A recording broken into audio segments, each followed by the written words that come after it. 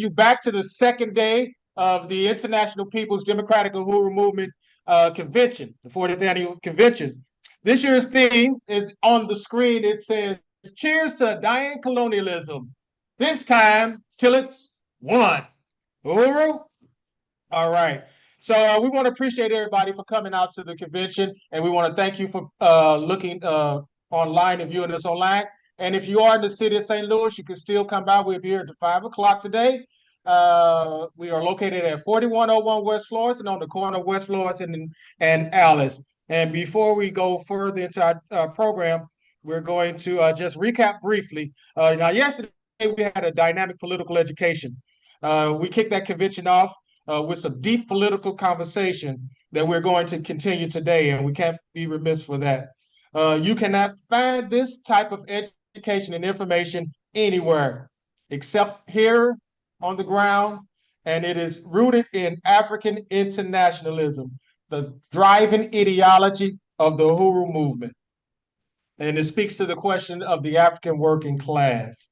But before we go further into the program, we're going to have the African Nation Fight Song. You'll find that on our screen. And we're going to ask everyone to stand and please sing along with the African Nation Fight Song.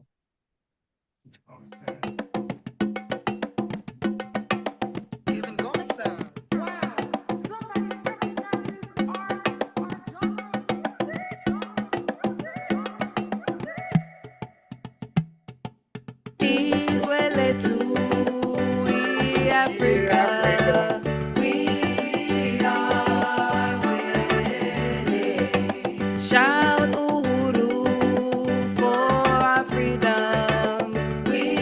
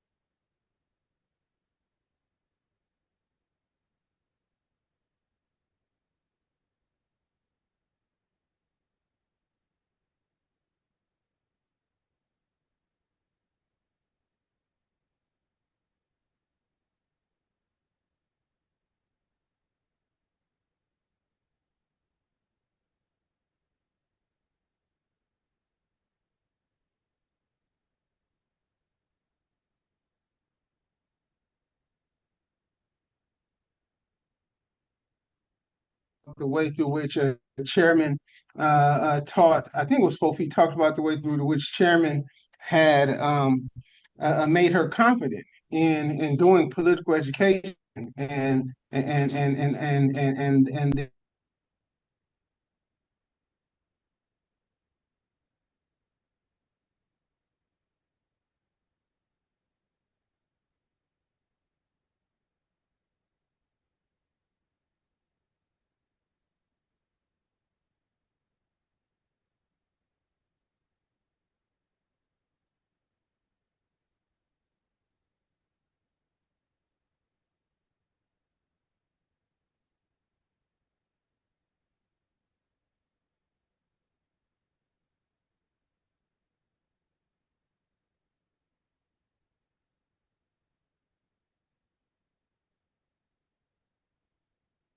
McGarry.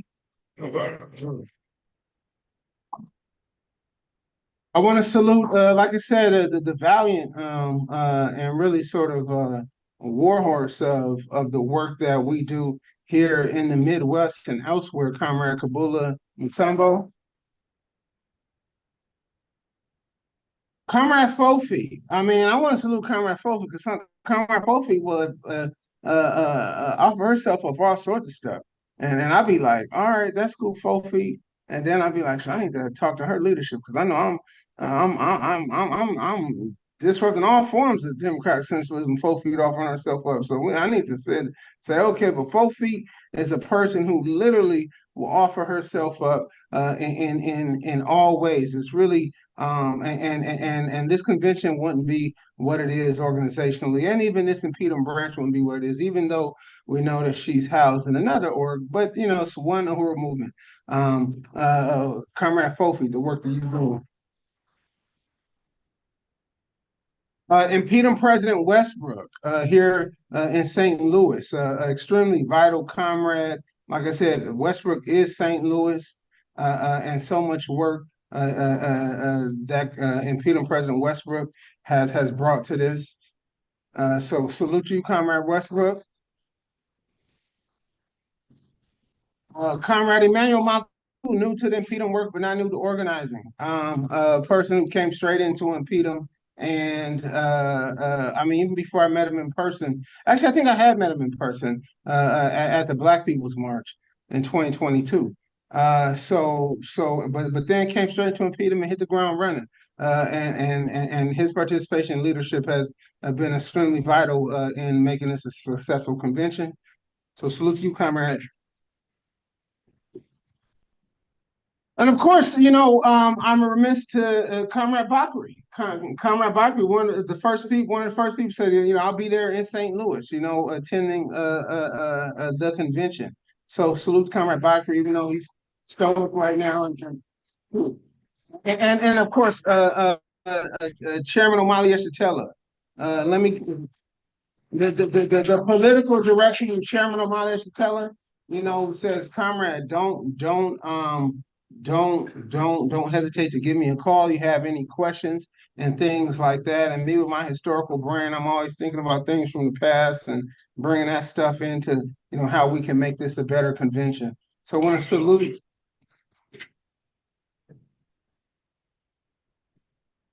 So I want to salute Chairman as well as DC owner, Deputy Chair owner is the name.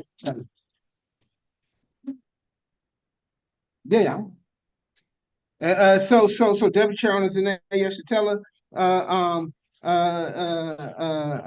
you know, when it comes to like economic stuff, I really want to salute the Uhuru movement because there's a real way through which I think even when we organize, we're taught a certain level of liberalism that outside of the movement, not inside the movement. Outside the movement, people are taught a level of organizing, grassroots organizing that's actually very opportunistic, right?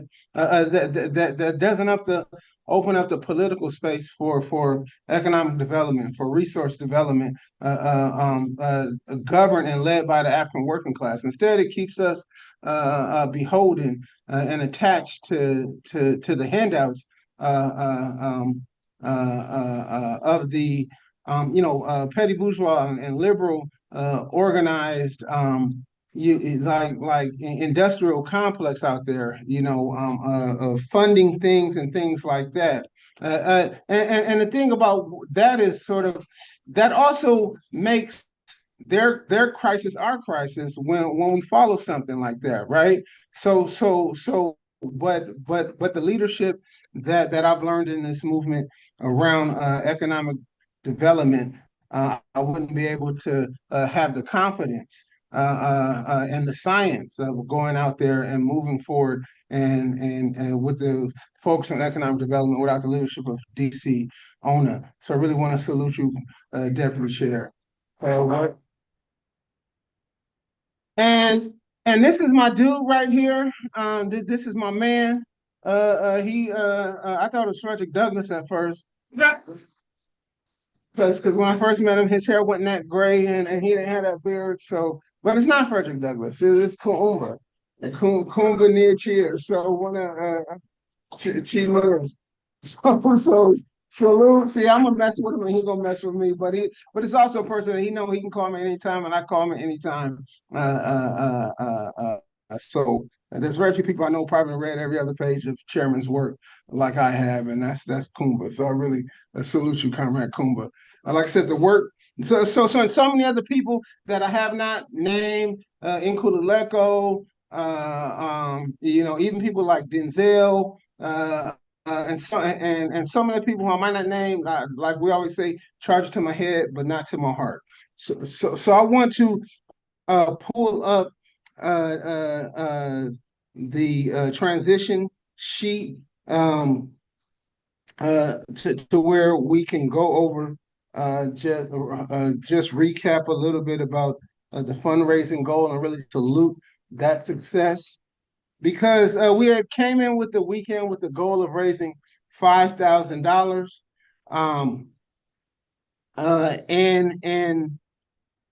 and we blew that goal out of the water. We really did. And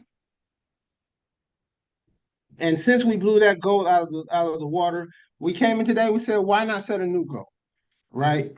We exceeded the fundraising goal yesterday by $1,936, which is absolutely vital to put the work on the ground, to do the work that we're doing, building on 3 different continents, to have the ability to have organizers travel and do the work that really needs to be done to continue to build InPDUM. So for that reason, we set a new goal. Our new goal for this weekend is $8,000.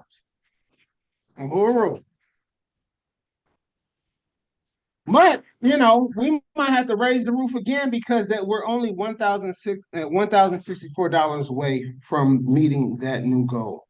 I want to salute everyone who had donated yesterday. Some of you all in person, some of you are virtual, but I want to salute Comrade Fofi, Comrade Maureen, Comrade Kitty, Comrade Angelica, Comrade Indigo, Comrade Allie Haney, Comrade Stephanie, Comrade Shabaka, Amanda, Kira, Leah, Dylan, Penny, Comrade Carol Washington, Comrade Bakri, Comrade Amanda, of course, Deputy Chair Owner Zane Yeshitela, Chairman Omali Yeshitela, Comrade Maureen, MQ always, Neville, Comrade Jesse, Comrade Janice, Comrade Fred Hampton Jr. Salute to Comrade Fred Hampton Jr.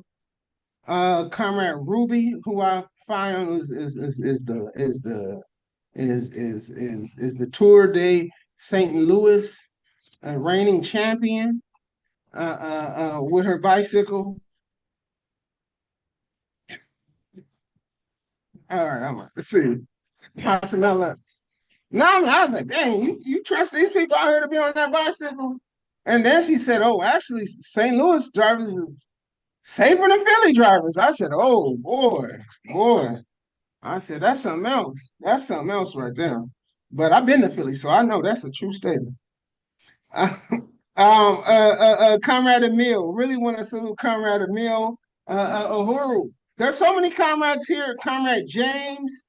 There's so many comrades here that is the testament of the work that we do. So, and at the end of the day, King, I tell you, I probably was going to sleep on this corner until FedEx showed up. I was finding 1,000 reasons not to leave.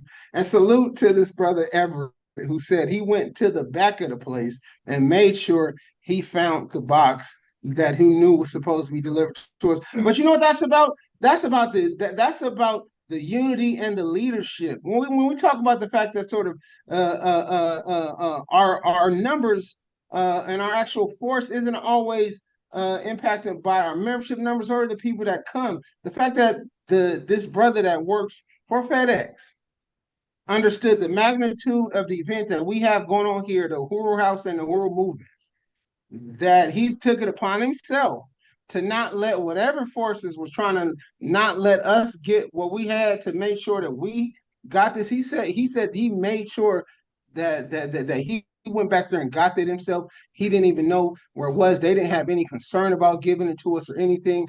And he made sure that it was on his truck. So I want to salute that brother. His name was Everett. So really want to salute that brother because that's not just a basic thing. That's a political question. That really is a political question, and that's the leadership, right? And July 29th, when they came down the streets here came at our leadership, both here and even in St. Pete. You know what the African community said? They said we thought they was coming for us. We thought they was coming for us. Chairman talked about the fact that like the unity that the African community in St. Pete had with the Uhuru House, in which people come from out of town and say, "Hey man, you know where the Uhuru House is?" Brothers like, "I don't know, I don't know," because they saying, "Well, shoot, if you don't know, and then you clearly is a person that sort of should know, because everybody who needs to know where the Uhuru House is." The brother said, "I don't know, Uhuru House be right around the corner. I don't know."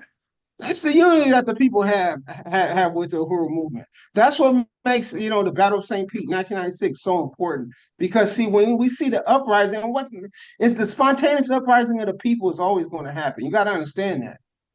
But what we've seen time and time again with the Uhuru movement is the spontaneous uprising of people is led by African internationalist organization, led by the sort of the theory, revolutionary theory of the African working class.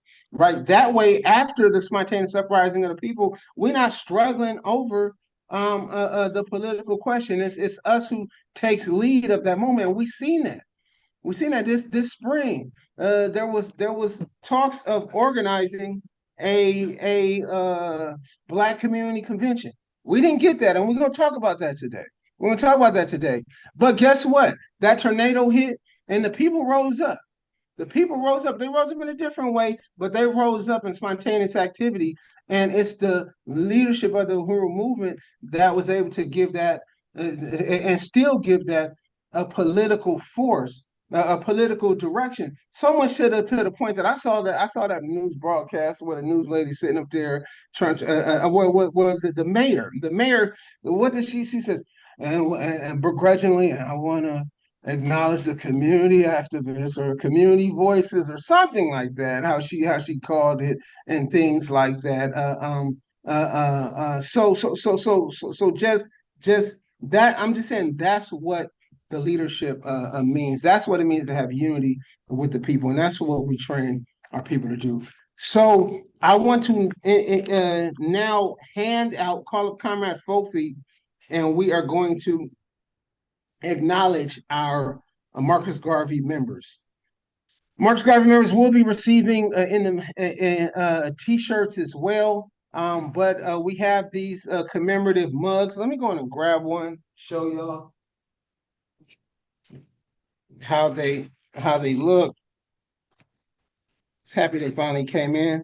But you're going to get a commemorative mug, and they also get a commemorative a photograph. So you get a commemorative photograph to go along with the mugs.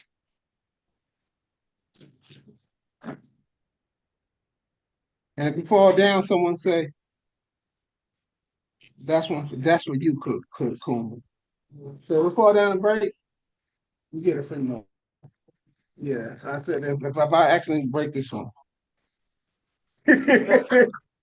But anyway, l- let me go and open this up. So here's the commemorative Marcus Garvey mug. I think I showed it to y'all yesterday, but this is it has the InPDUM logo, Garvey emerging out of it with a InPDUM lifetime member on it, and then there's going to be also a frame a photo. This is actually from the 1991 founding convention of the National People's Democratic Uhuru Movement, but it says from PDUM to InPDUM 1985 to 2025. Cheers to a dying colonialism, this time till it's won. And so want to call up Comrade Emmanuel Maku. Comrade Emmanuel Maku is one of the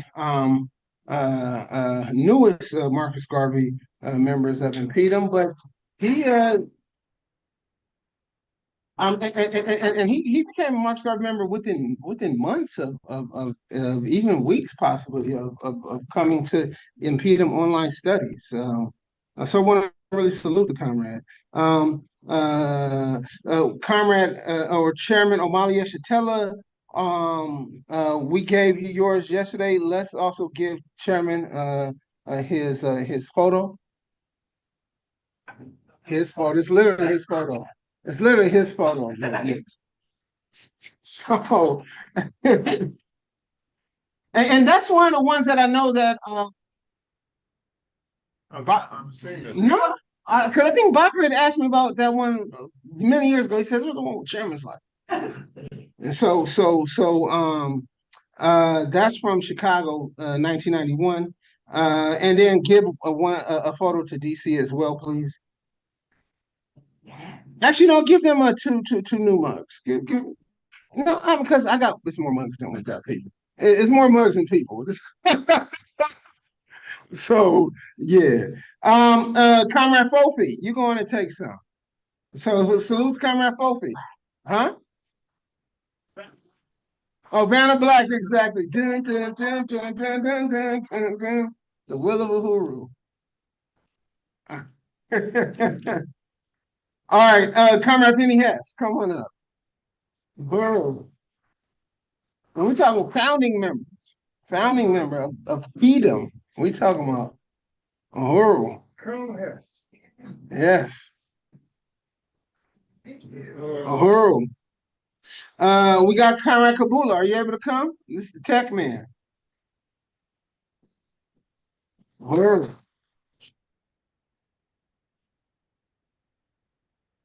Uh, Conrad Kitty. Is Kitty here? Yeah. Okay, Kitty's not here yet. We'll make sure Kitty gets there. Conrad Marine is. Uhuru, Conrad Marine. Comrade Ali Haney.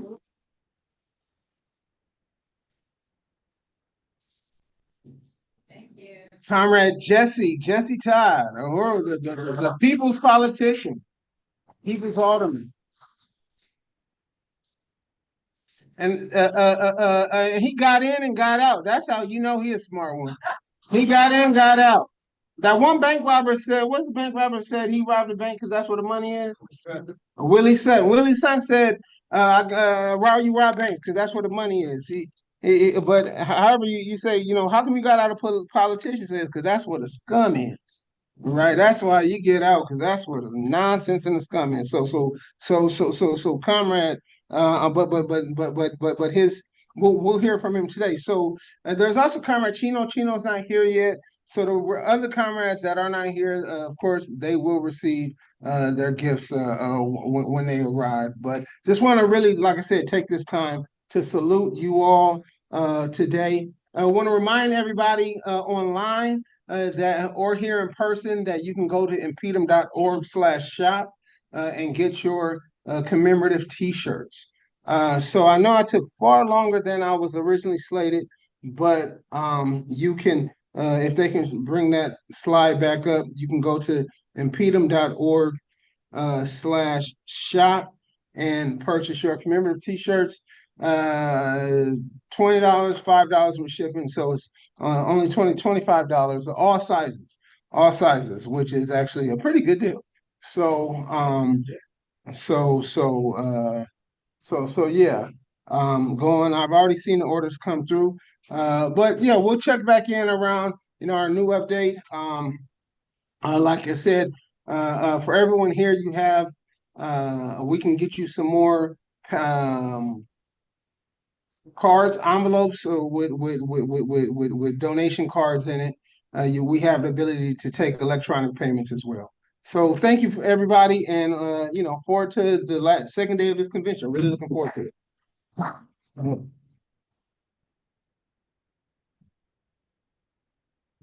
Oh, also, every person who donated will also get a commemorative photo as well, and you won't have to wait for it to be mailed to you. So they'll be at the registration desk. Uhuru.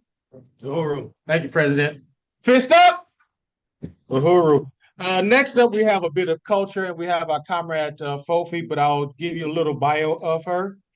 Fofi hears poetry with 2 feet on earth and 2 feet in spirit.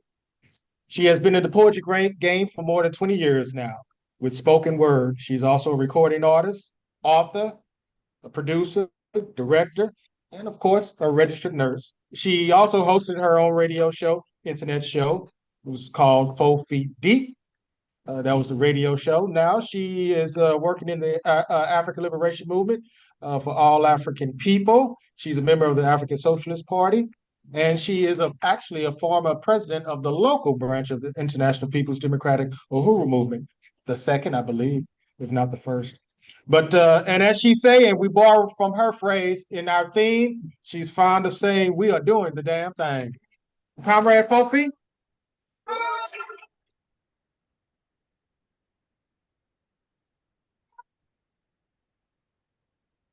He's way late too. Yeah. He Africa. Uhuru comrades, it is my pleasure to be a part of this convention.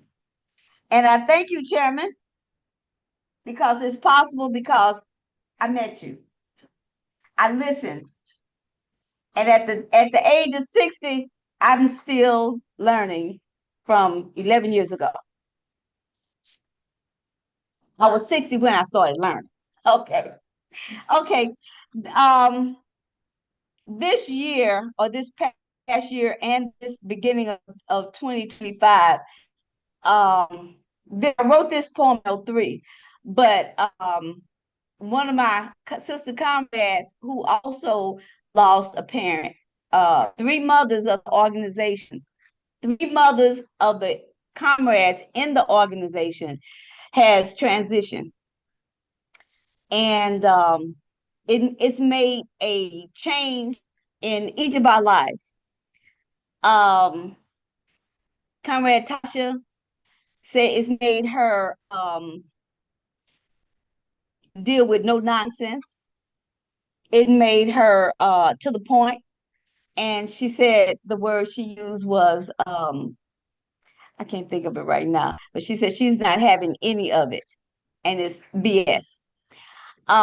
Comrade V Queen is trying to find her footing because she's still trying to deal with the fact that her mom is gone and that it's hard to see day to day without her being in the presence, not being in the world.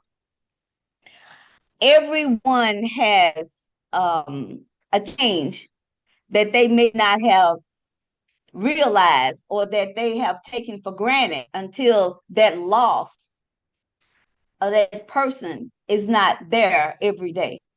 You can pick up the phone and say, "Hey, mama," we call mine Shook. I found that the lesson I took from my mother's transition is the fact that no regrets. Whatever I want to do while I'm breathing, I'm gonna do it and have no regrets. So I'm on a no regret binge in my life. So whatever I do now, I have no regrets because you know what? I've thought about it over the years or even over a moment. I've thought about it, I've waited, and I have no regrets. No regrets. This poem was called from the darkness. I think I've read it one time here, and it was during the time we were really working with the loss of Palestine and the murders there. But it's called From the Darkness. In the beginning, there was darkness, and it was good. Created from darkness came the light. A burning star in the night breaks up the darkness and sets itself apart, but does not blend in. Several burning stars indicate their placement in the darkness as a group. Darkness becomes a canopy, reflecting the locations and positions of the stars. The location of the stars would be lost and obscure without the importance and value of the darkness. Of all the masses, Africa and African people are vast and have been used to place value to other nations of people. To be honest, without African people, there would be no other people at all. Everything known to man came from Africa. Everything in the world was created from the darkness. Rulers of so-called nations and countries on this earth have developed a class system to gain power over others, using land, religious, strategic location, skin color, hair texture, language, and any kind of difference to gain power.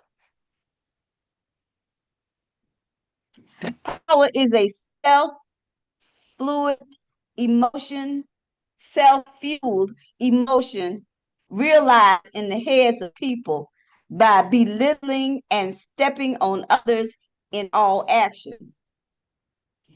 Using events that destroy, harm, and kill others by any means convenient has to stop.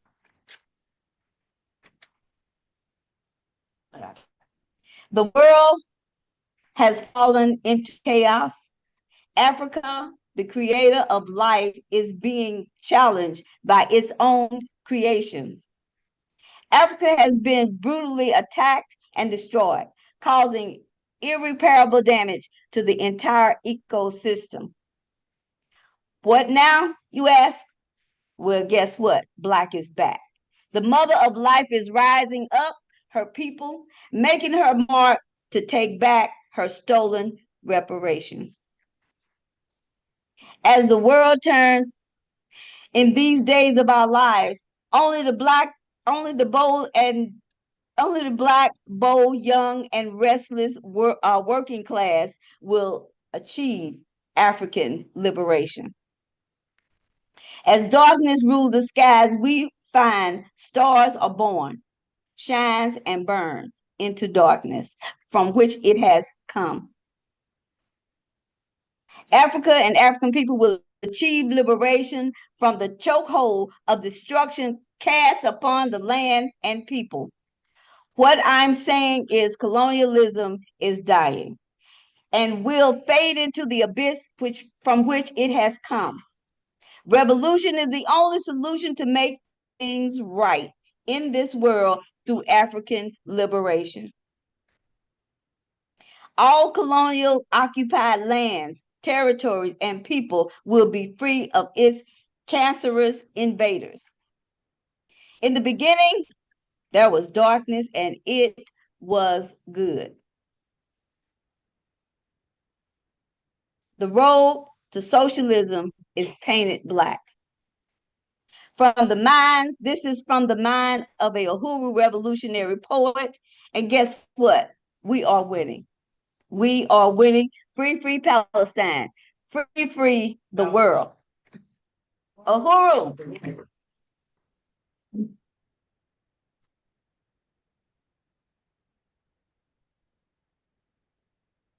Thank you, 4 feet deep.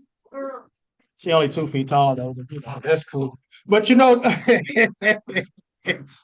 But and I do like to sometimes that poem was deep on so many levels to me because in one regard it talked about physics, and in the other regard it talked about some symbolism. The particular piece of it saying the stars reflect the canopy in the night up in space and what have you.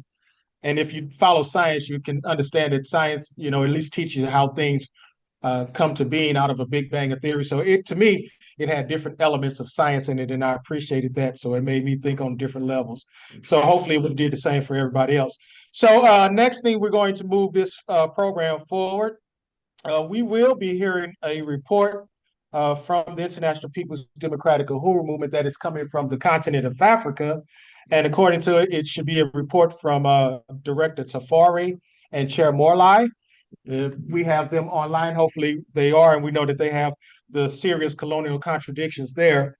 But a little read on them right quick, or that motion. In 1984, pardon me, in 1995, a resolution was brought to the National People's Democratic Uhuru Convention in Chicago to build International People's Democratic Uhuru Movement, which will struggle for national democratic rights of oppressed people throughout the world. This was realized in the official adoption of the name InPDUM, International People's Democratic Uhuru Movement, at the 2001 convention in St. Petersburg, Florida. InPDUM is now in 10 countries throughout the world, including Sierra Leone, Namibia, Zambia, Botswana, Swaziland, and occupied Azania. Led by Comrade Tafari Magari, Asa Ampu, and Zekele Imhoza. Our branches in occupied Azania reflect some of the most intense work. They provide an example for the way forward for all our branches and local organizing committees with their struggle against colonialism and neocolonialism. And if you come to some of the Sunday rallies or if you follow, you can see this work on the ground in a real way. You just look at the thing that they did with the guard, and we talked about it here. The colonized, throw away stuff. So it's like this is the land, barren, ain't nothing there. They drop some seeds in there and cabbage this big come up. Boom, boom, boom, boom. Ears of corn this tall coming up with three ears of corn on one stalk. Normally you don't have that. But that talks about the fertility of the continent of Africa and the fertility of the ideology that the comrades have on the ground and inside of the movement. And there is no stopping us now. You understand? And the comrades are demonstrating that with other things and projects, even with the car wash. Your comrades on the ground understand what the working class need. So they built the car wash and said, we're going to sustain ourselves. That's pretty outstanding. So, comrade from the continent of Africa will speak more about that. Are they queued up and ready? I think we got Comrade. Okay, so first up we have Comrade, the director Tafari Magari, who is in occupied Azania. Uhuru.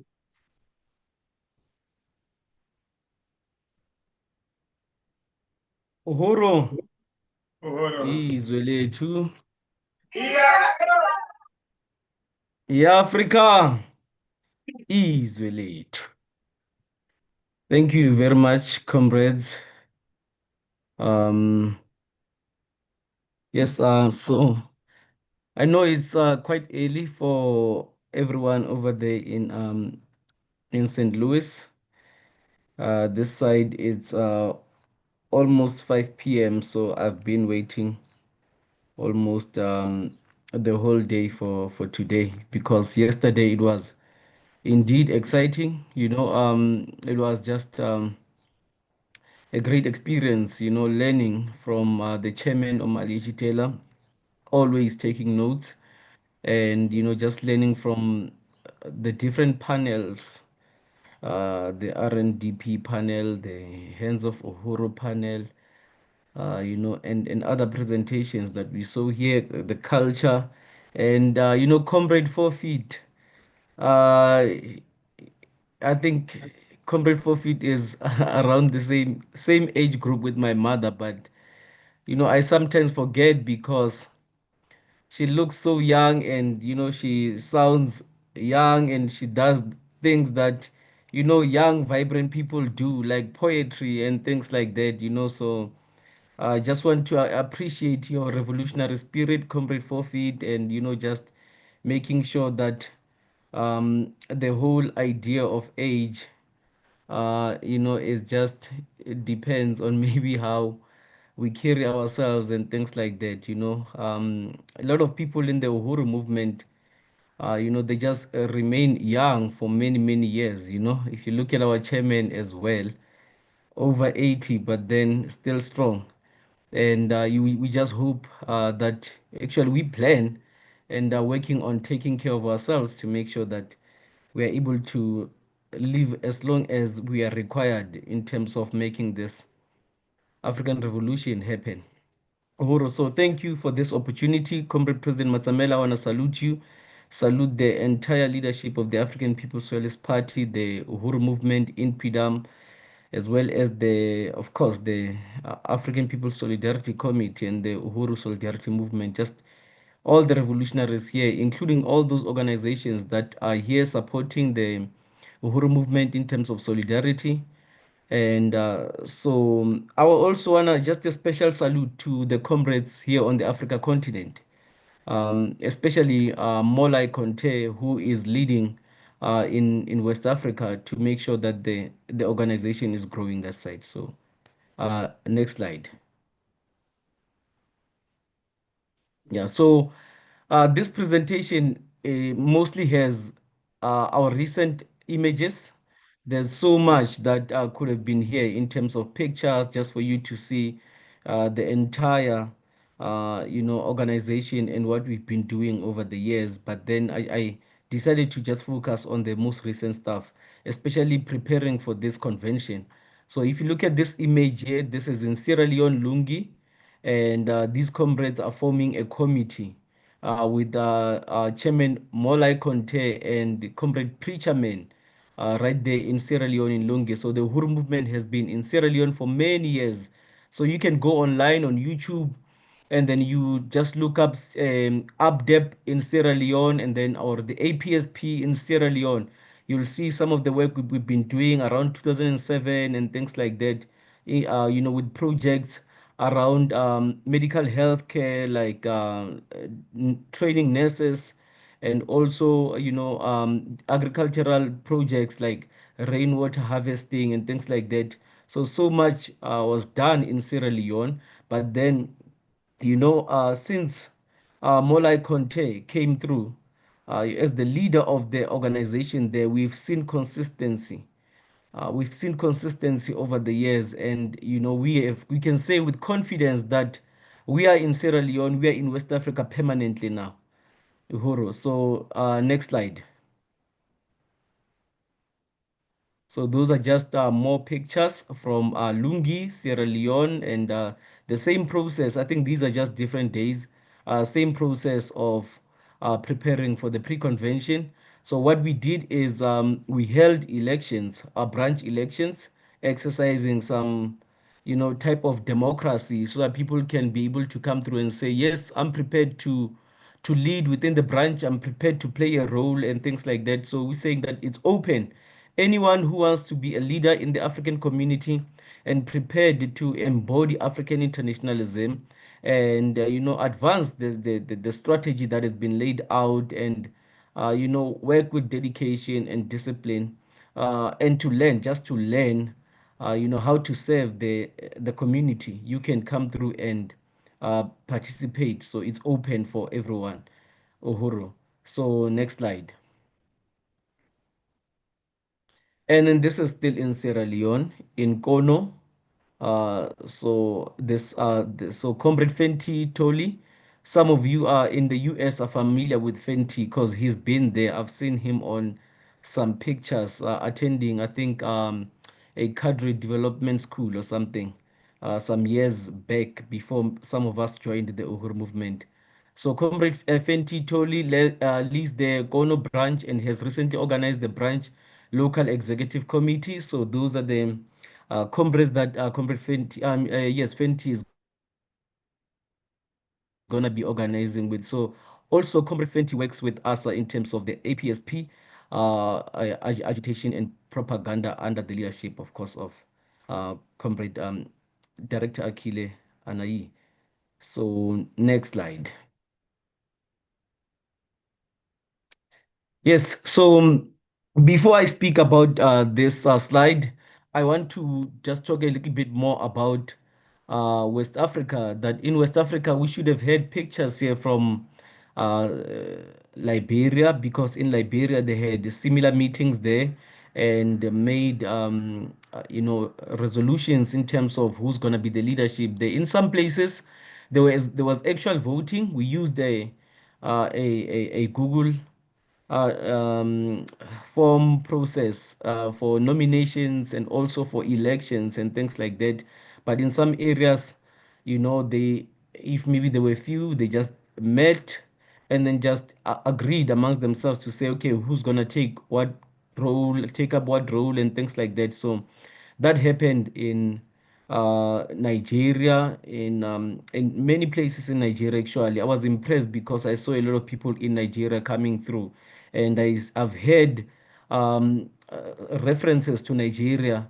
You know, so I'm just looking forward to that resurgence in terms of uh, the the party becoming popular, and our chairman becoming popular as well in Nigeria. So I'm just looking forward to what we should do in terms of, we have to give Nigeria special attention actually. So we're there in Nigeria, we are there in Sierra Leone, we are there in Liberia, and also we have Comrade Afua in Ghana, and so we also have comrades in Benin over there who are French speaking. So just look out for that type of work.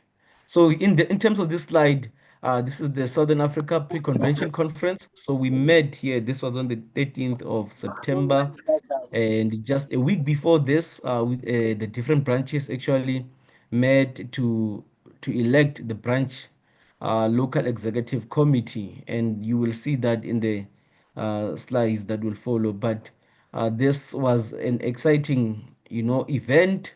That's myself there at the center, and also there's also Comrade Mohau Letaye, who is a revolutionary artist, a fine artist, and then there's comrades from different branches there. But we could not have comrades from Pumalanga because they were with us a week before, so the traveling logistics were a bit complicated because a week or two before, we went to Marikana. So Comrade Zakele was there in terms of that trip which is to another province anyway.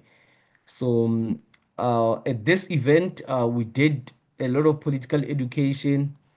We made reports from the different branches, the work we're doing in the Kokosi branch, the work we're doing in the Everton West branch, also in the Msogoba branch, and also looked at prospects of building in other provinces like the KwaZulu-Natal province.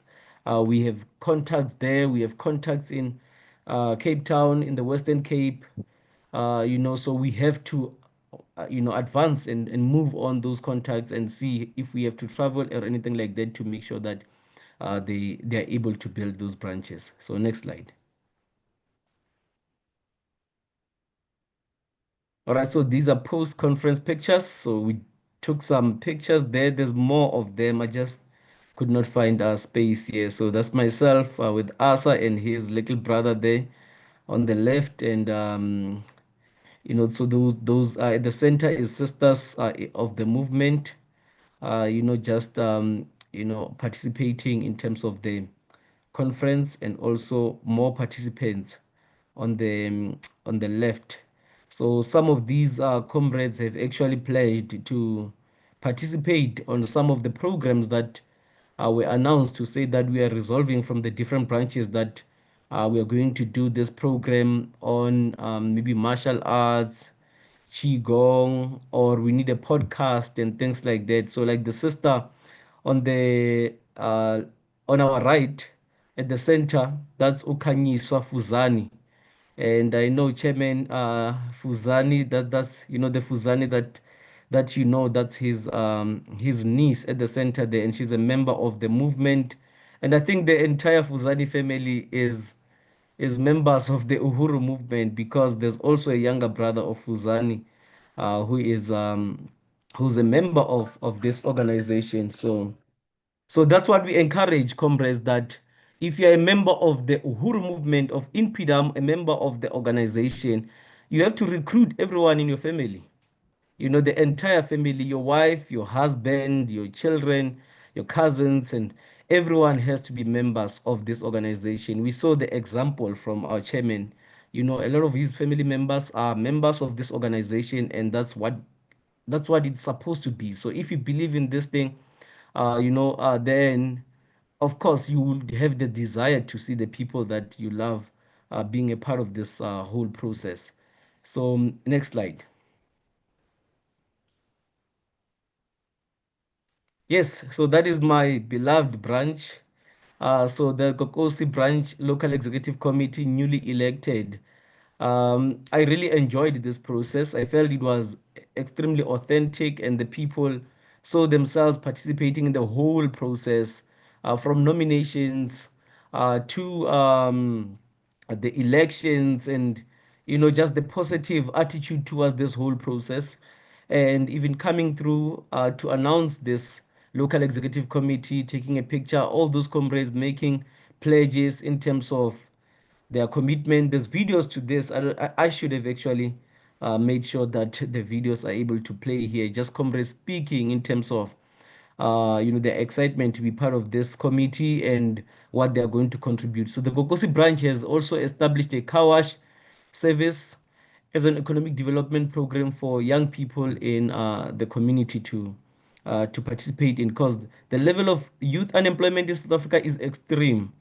I think during the COVID-19 pandemic, it was over the 70s, 72% of youth unemployment. And right now it's about 60 something percent youth unemployment. And unemployment in general, it's over 36% of unemployment in general in South Africa. So lots of African people are idling in the community, and they have no activity taking place, because there's not even like recreation facilities for that, to go and play sports like soccer and things like that, because yeah, they do play soccer, but then there's so much dust there, and that's not good for their health and things like that. So yeah, next slide.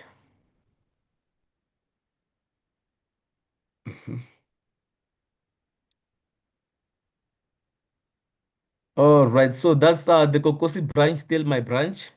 The summer fitness campaign, we did this last year, um, from September to March, from equinox to equinox. So it was very successful then, but then it's always the young people, the children who are most excited about these things. There's so much reluctance from the adults and things like this. So we have to get um, older people to participate and reverse, those i- ailments and uh, sicknesses that have been caused by colonialism. We live in these spaces where there's always sewage running on the streets, and then you have to breathe that air with germs, and then you get sick, for years. And the type of food we eat is not healthy, and the type of work we do does not allow your body to stretch properly and things like that. It's just back breaking type of work. So when you come here and do these aerobics with our instructor Tato, there you saw here yesterday. So it's still a few people for now, but then we'll keep on promoting it and encourage, especially firstly our members to participate, and then the entire community to be part of this program. Next slide. Uhuru. So I should say, while we move to the next slide, that yeah, actually this is also relevant to what I'm going to say right now. InPDUM here is gonna be working with UPDEP to assist us in terms of addressing some of these issues, especially the health related issues. In terms of sewage, you can see those on the left there. There's those sisters. This is a recent picture here in my community. They are trying to get water from this hole. We don't even know what's in that hole, so that's definitely dirty water. But okay, something with my network. Yeah, so it's definitely contaminated water, and the situation is getting extremely dire. It's been days without water here, and there's gonna be an action that's gonna be taken on Tuesday, according to the agreement from this community. So we have something called the Health and Wellness Desk, which also includes a platform to get assistance in terms of mental health questions. A lot of people in our community are suffering from depression, and it's undiagnosed, it's just normalized that, yeah, you know what, that guy is on crystal meth, and that's why he's now losing his mind and things like that. So we never go deep in terms of analyzing this whole thing and understanding uh, how is it that a lot of young people are committing suicide. We lost a member a year ago, a year or two ago, from through suicide and things like that. So it's it is there, and we have to begin to encourage African people to speak and understand why we experience colonialism, we suffer colonialism. And this does not only happen to people who are not members of our organization, even within the movement. Sometimes we lose people that are so valuable in terms of their skills and things like, just because they are experiencing some challenges in their so-called personal lives, and they just can't bear it, or maybe they just want to focus on resolving that contradiction, as if we can solve contradictions caused by colonialism without, outside of the process of destroying colonialism. So we always have to bring our people to the understanding that it's colonialism that's responsible for whatever issues that we are confronted with. And the only way to destroy this thing finally is to get rid of colonialism. So we heal ourselves through the process of destroying the enemy, destroying colonialism. We don't heal ourselves by removing ourselves from that process and saying, I'm going to get away and then I will come back after 10 years and things like that. Even though we do allow comrades to make their decisions and things like that, but then we want to emphasize that within the revolution, we can create the platform for every other issue to be addressed.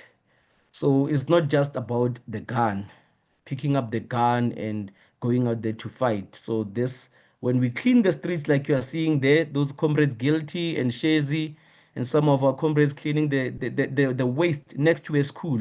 This is actually next to a school. But if you go to this place now, you will see it's clean and the waste is no longer there. So that's some of the impact we've made in this community. Next slide. All right, so this is Sogoa branch, local executive committee, recently elected, appointed, or whatever process they use there. And that's on our left, that's Comrade Zakelem Konza, revolutionary freedom fighter. And with Comrade Opa, and I also see Comrade Monli there. These are members of the Sogoa branch in Mpumalanga. Mpumalanga is the province that's close to Swaziland. And the Africans in Swaziland and in Mpumalanga, we speak the same language, but there's a border, colonial border separating us there, and somehow we are supposed to belong to a different nation or different nations and whatever. So this is one dynamic branch. These comrades have been able to acquire an office. They have a community garden. They pushing membership. They are in touch with the community. So next slide.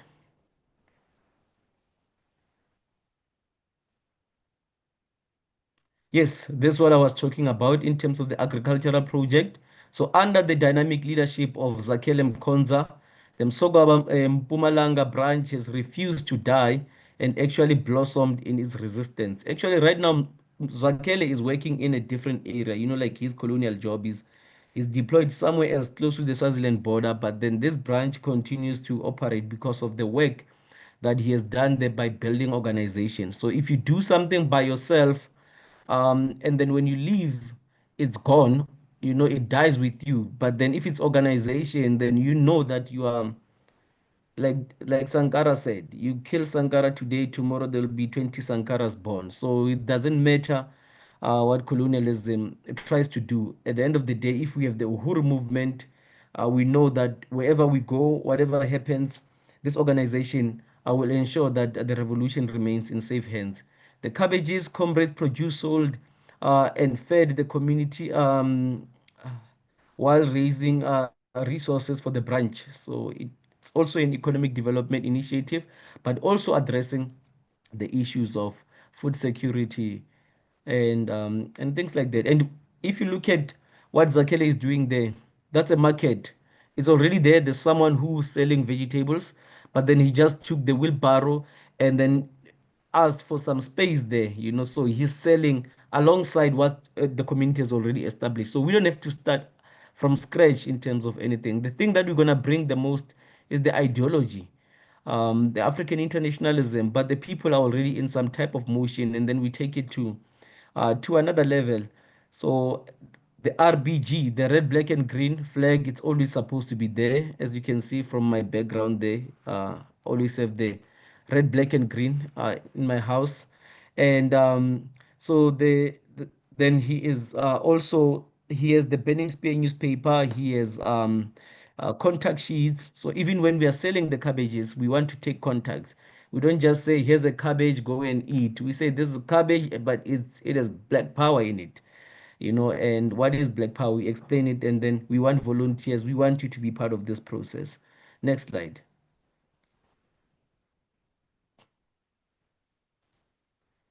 Everton West branch with Comrade Asa and Pooh. So this is Asa, who is yeah, the oldest member of the Uhuru movement in South Africa. Asa, he's the one who recruited me into this organization and taught me African internationalism. So this is Asa and the comrades there. I see Vuyani, Vusi, Naledi, and there's another comrade sister there. She's new, I'm sure, into the organization. So uh, they they they had the meeting on the 6th of September, and they established the local executive committee. And there's an older picture there on the right of these comrades. They are the ones who initiated the project Tutukani that you're seeing Zakele doing on the other side, and they cleaning the streets, teaching people on how to manage waste, just taking power into our own hands. And this comrade Asa and the comrades, they continue to do that. I saw even a podcast where Vusi was part of, and comrade Khotso as well. And Khotso is the brother with the pink vest there. And they were just, it's not their platform, but then they went into that platform to dish out African internationalism. Uhuru, next slide.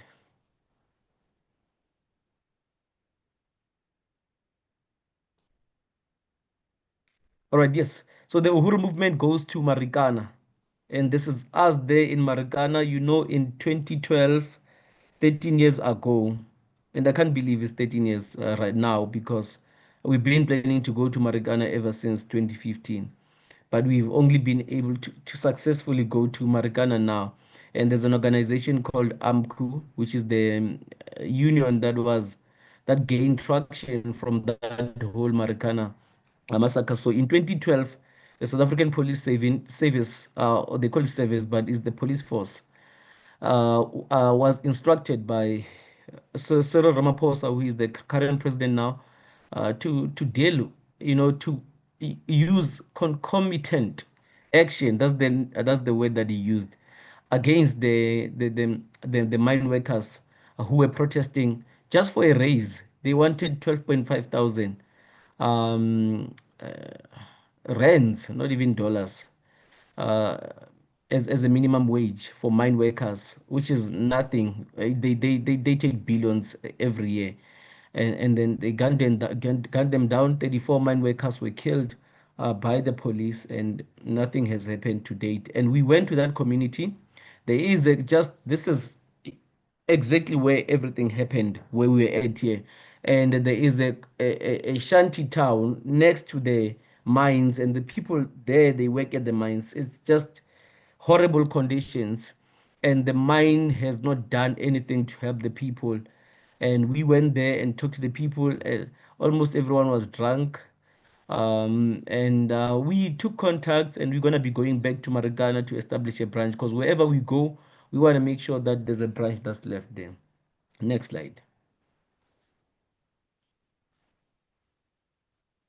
So this is Windhoek, that's in Namibia. So it's Comrade Visto de Sabisa, who is the lead organizer in Windhoek. And those are the comrades that he got together to establish the local executive committee. I should have had more pictures here, and including videos, because just to look at the community that Visto is in and look at his room, that's like Gaviite type of room that he has there. And people, when they come there, they see the culture, because it's also about the culture. And it's a squatter camp, it's a shanty town. It's all houses made of corrugated iron, and the people improvised in terms of establishing that community. And Visto is there in that community. He lives there and he works with the people there. That's the African working class building this organization, and recruiting people to become revolutionaries right there. So next slide.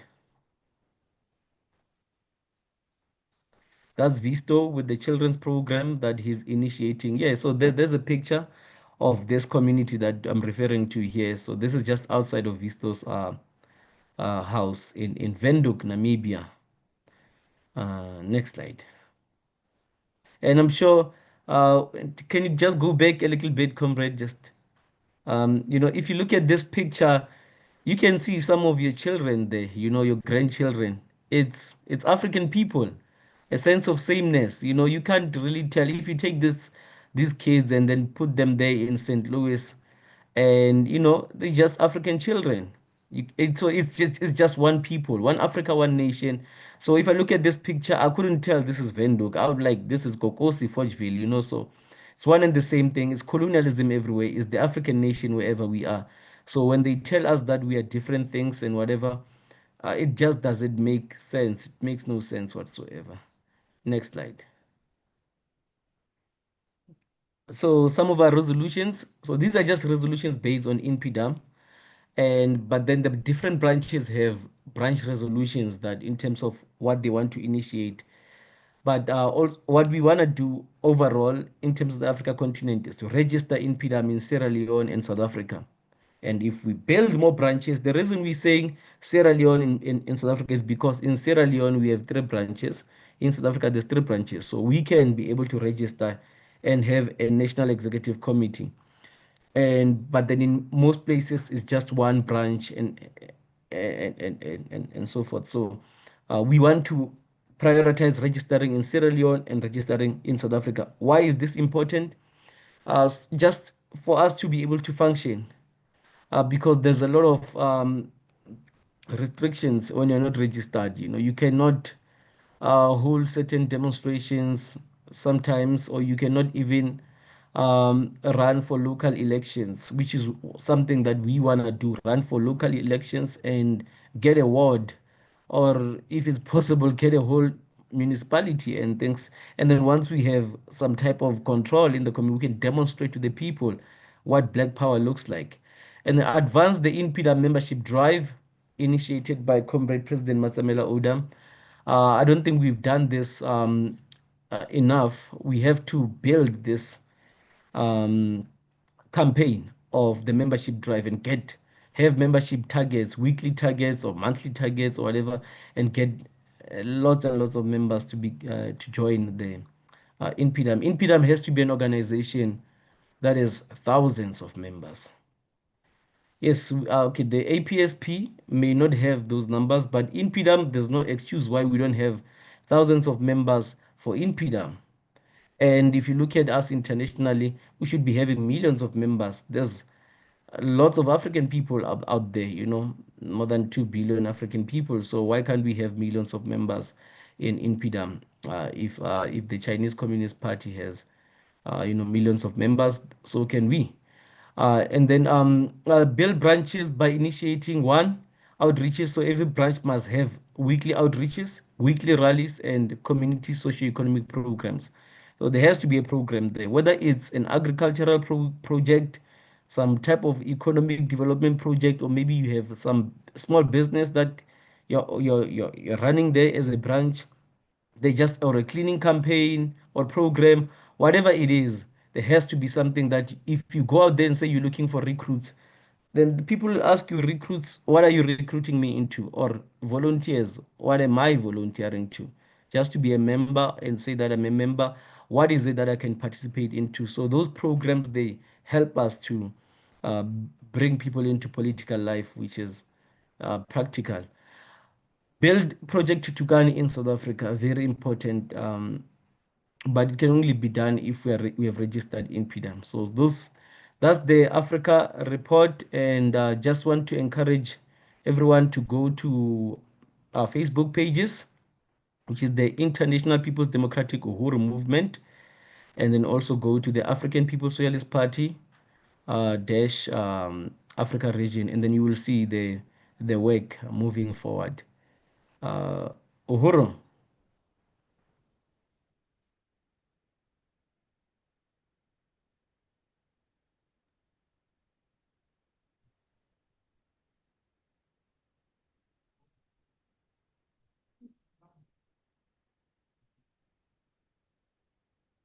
So Touch one. To the top. touch one. To the top. Uhuru, comrades.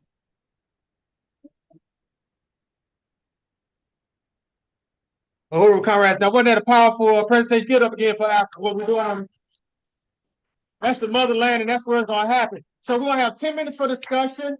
We got Comrade Director Tafari Magari on the thing here, internet. And so if you got any questions for him, we can translate them if you can't hear them. And we can go from there with our comrade. Any questions from the audience? And you can come to that mic right there.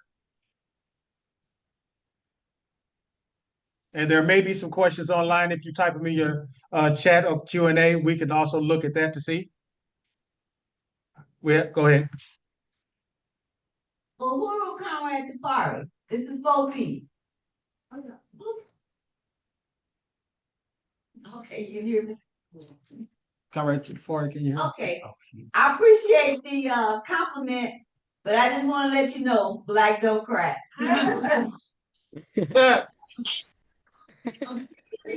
Yes, yes, yes. The older Uhuru, we get, or the more seasoned we get, we just get better and better. More flavor. Right. Uhuru, let's fight. Keep fighting. Uhuru. Right. Uhuru. Yep. I'm encouraged to live longer now.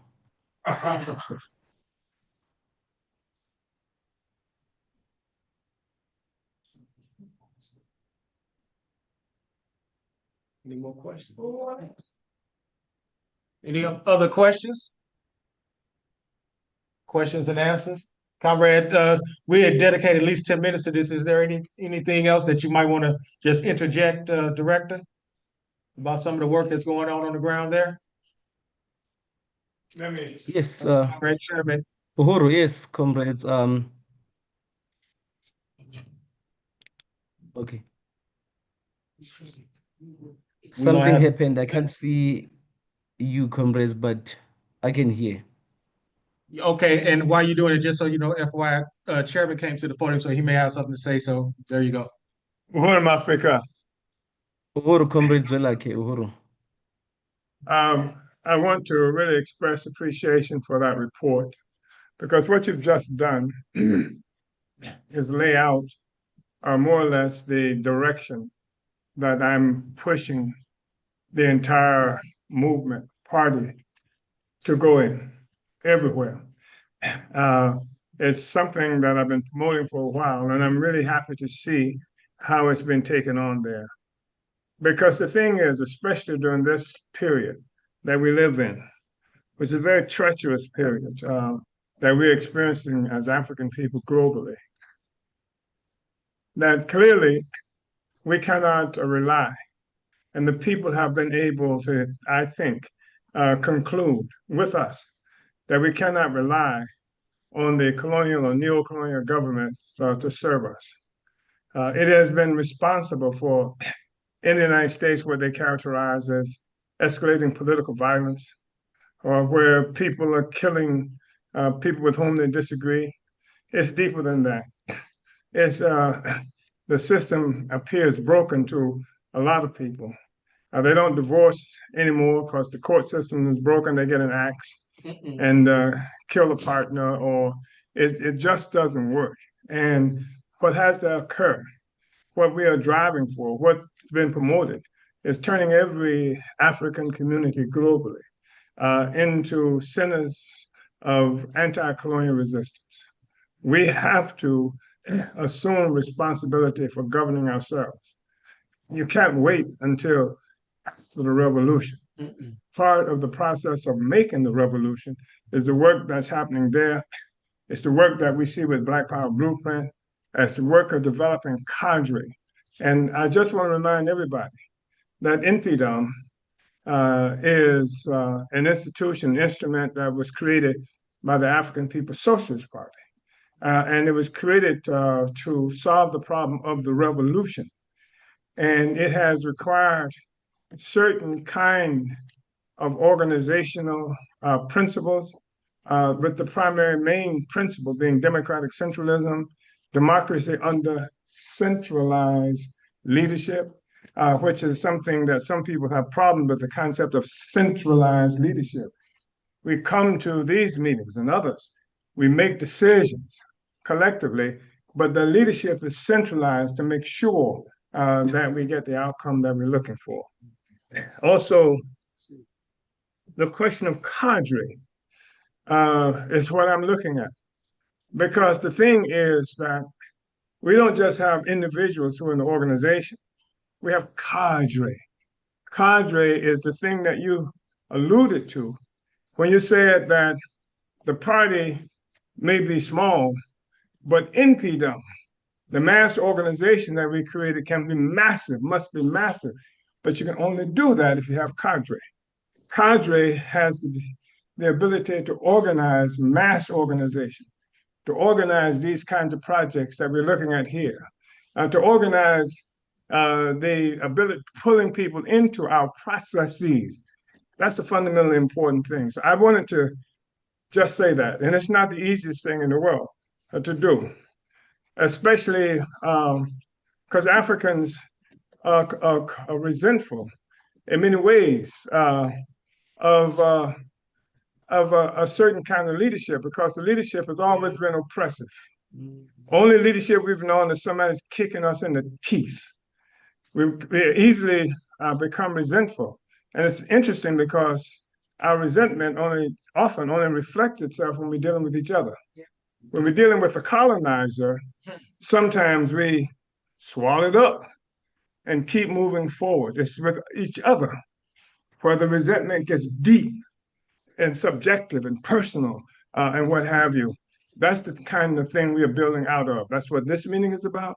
That's what InPDUM is about. That's what this project is about. And that's what the success that we're looking at. And in Mpumalanga, that's right near also the border of Mozambique. Is that right, Comrade Mafika? Yes, yes, Chairman. True. And it's the best. And I want to say also, while someone alluded to the great land, etc., which is responsible for, they said, the cabbages and the ideology, I'm saying it's the ideology. Because what the white people have taken 80 and control now 80% of the best land. They left us with impoverished land. And it's the ideology that said, despite what they left us here, we are going to be successful. That's African internationalist cabbage. And so I wanted to just express my appreciation for the work that you're doing. And I know the difficulties you've gone through. And I see the changes that's been made, even in the attitudes and what have you. Because what I appreciate, you heard that comrade brother speak, he expects to win. You don't hear anything in his voice that thinks that, well, maybe we won't make it or it's going to get bad tomorrow. He expects victory. Yes. Because revolutionaries are optimistic, because we can see beyond the garbage that we live in. Because if we couldn't make the revolution. So I just want to express appreciation for that. Uhuru, comrade. Uhuru, my free card. Uhuru, Chairman. All right. Long live Uhuru. Uhuru. The Uhuru Director of Safari, what's his honors name? Uhuru DC, Uhuru. Uhuru Comrade. Okay. I just really want to appreciate this report and salute all the comrades in various areas on the work that you're doing, especially the economic work. And I just want to say, I know that we were trying to build a garment factory in South Africa and it didn't go anywhere, but I think we need to revisit some of the things that you're doing right now and see how we can pull all that economic work together and really expand it. Because here on the ground in St. Louis, we're getting ready to do Shambhala Uhuru, which means Freedom Farm, here in St. Louis up the street from the bakery. So we know we can't grow them big cabbages like you're doing in South Africa because of the soil, but we want to really connect with that and see how we can expand that and help build that, as well as, one of the things that the chairman is really in favor of is the health and how we can contribute to that component of the health that's tied directly to APDF as well. So I just really want to salute Comrade Asa, Tekele, all the comrades in Africa and all the work they're doing, because we know the resources or the lack of resources that you have there, and you do so much with so little. And, I just feel embarrassed, not being able to, I want to come to Africa and stay for like 6 months to a year myself, and just really help build, what we have and what was started by your comrades. So I just want to salute this report and say, Africa is ours. That's right. And we have to take it back. Uhuru. That's right. Uhuru. Thank you, DC. And yes, I also just want to say that we'll definitely get back to the garment factory, because that's one of the things we say here, that whatever we attempted to do before and sort of failed, we just building muscle. So we go back to it. There's also places like in El Dorado Park. So whenever a community is referred to as park here in South Africa, it means that it has been designated for the people that Africans that South Africa classifies as coloreds. So there's a place called El Dorado Park, and the police killed a 13-year-old brother there who has Down syndrome, whatever. And we went there to that community, and we were told that no, don't go into this community.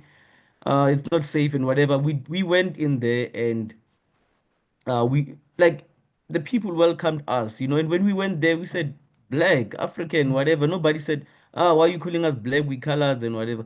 They just, I think it's imposed on us, and a lot of our people don't even are not that deep into that stuff. They recognize that we are just African people, but then they always suggest to us that no, this is who you are. And then sometimes, even when they give you forms to, if you are applying for a job, they ask you, are you an African or a colored? Like if you're a colored, it means you're not an African or something like that. So we went to that community and promised to build a branch, but we never built a branch. So we keep on referring back to that. And even in Sharpeville, where they killed more than 200 people in 1960,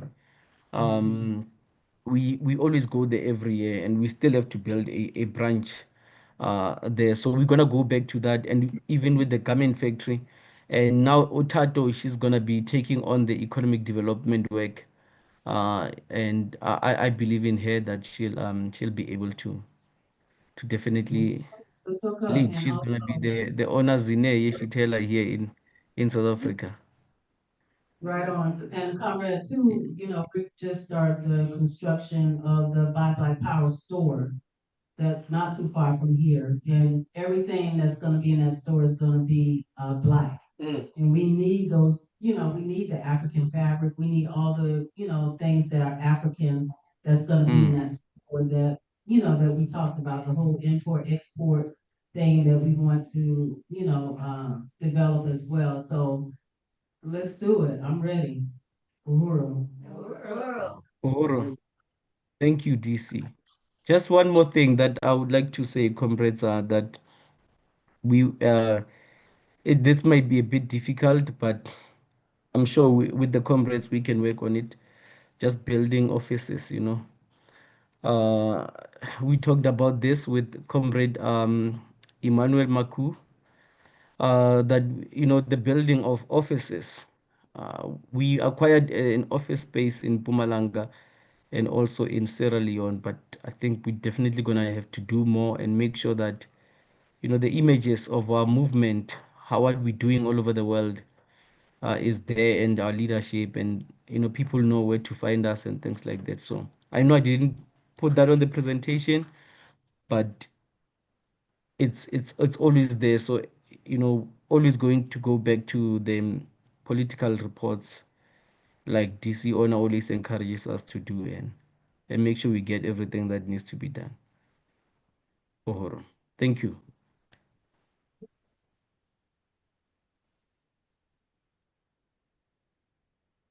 All right. Thank you, Conrad Tafari, for that great report and update on the work that's going on the continent of Africa. We're going to move the program forward, and the next phase of this program is going to be a mini workshop, and it's going to deal with the response of the tornado. And this particular focus is going to deal with somebody's got to go to jail. African community to run the tornado response, build the Black community, well, in terms of the tornado response.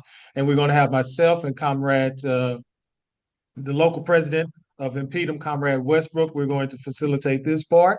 But just to remind you, and we have a couple of videos and clips that's going to help us facilitate this. But on the afternoon of May 16, 2025, a devastating EF3 tornado tore through North and West Side St. Louis, leaving in its wake unimaginable destruction, unexpected by residents. Entire corridors of our city were ravaged, roofs torn off, walls collapsed, massive trees down onto cars, and homes and power lines toppled. More than 100,000 residents were left without power for over a week. Thousands of people, 70% of whom do not have insurance on their houses, were displaced with only meager resources from the institutions that ought to serve them.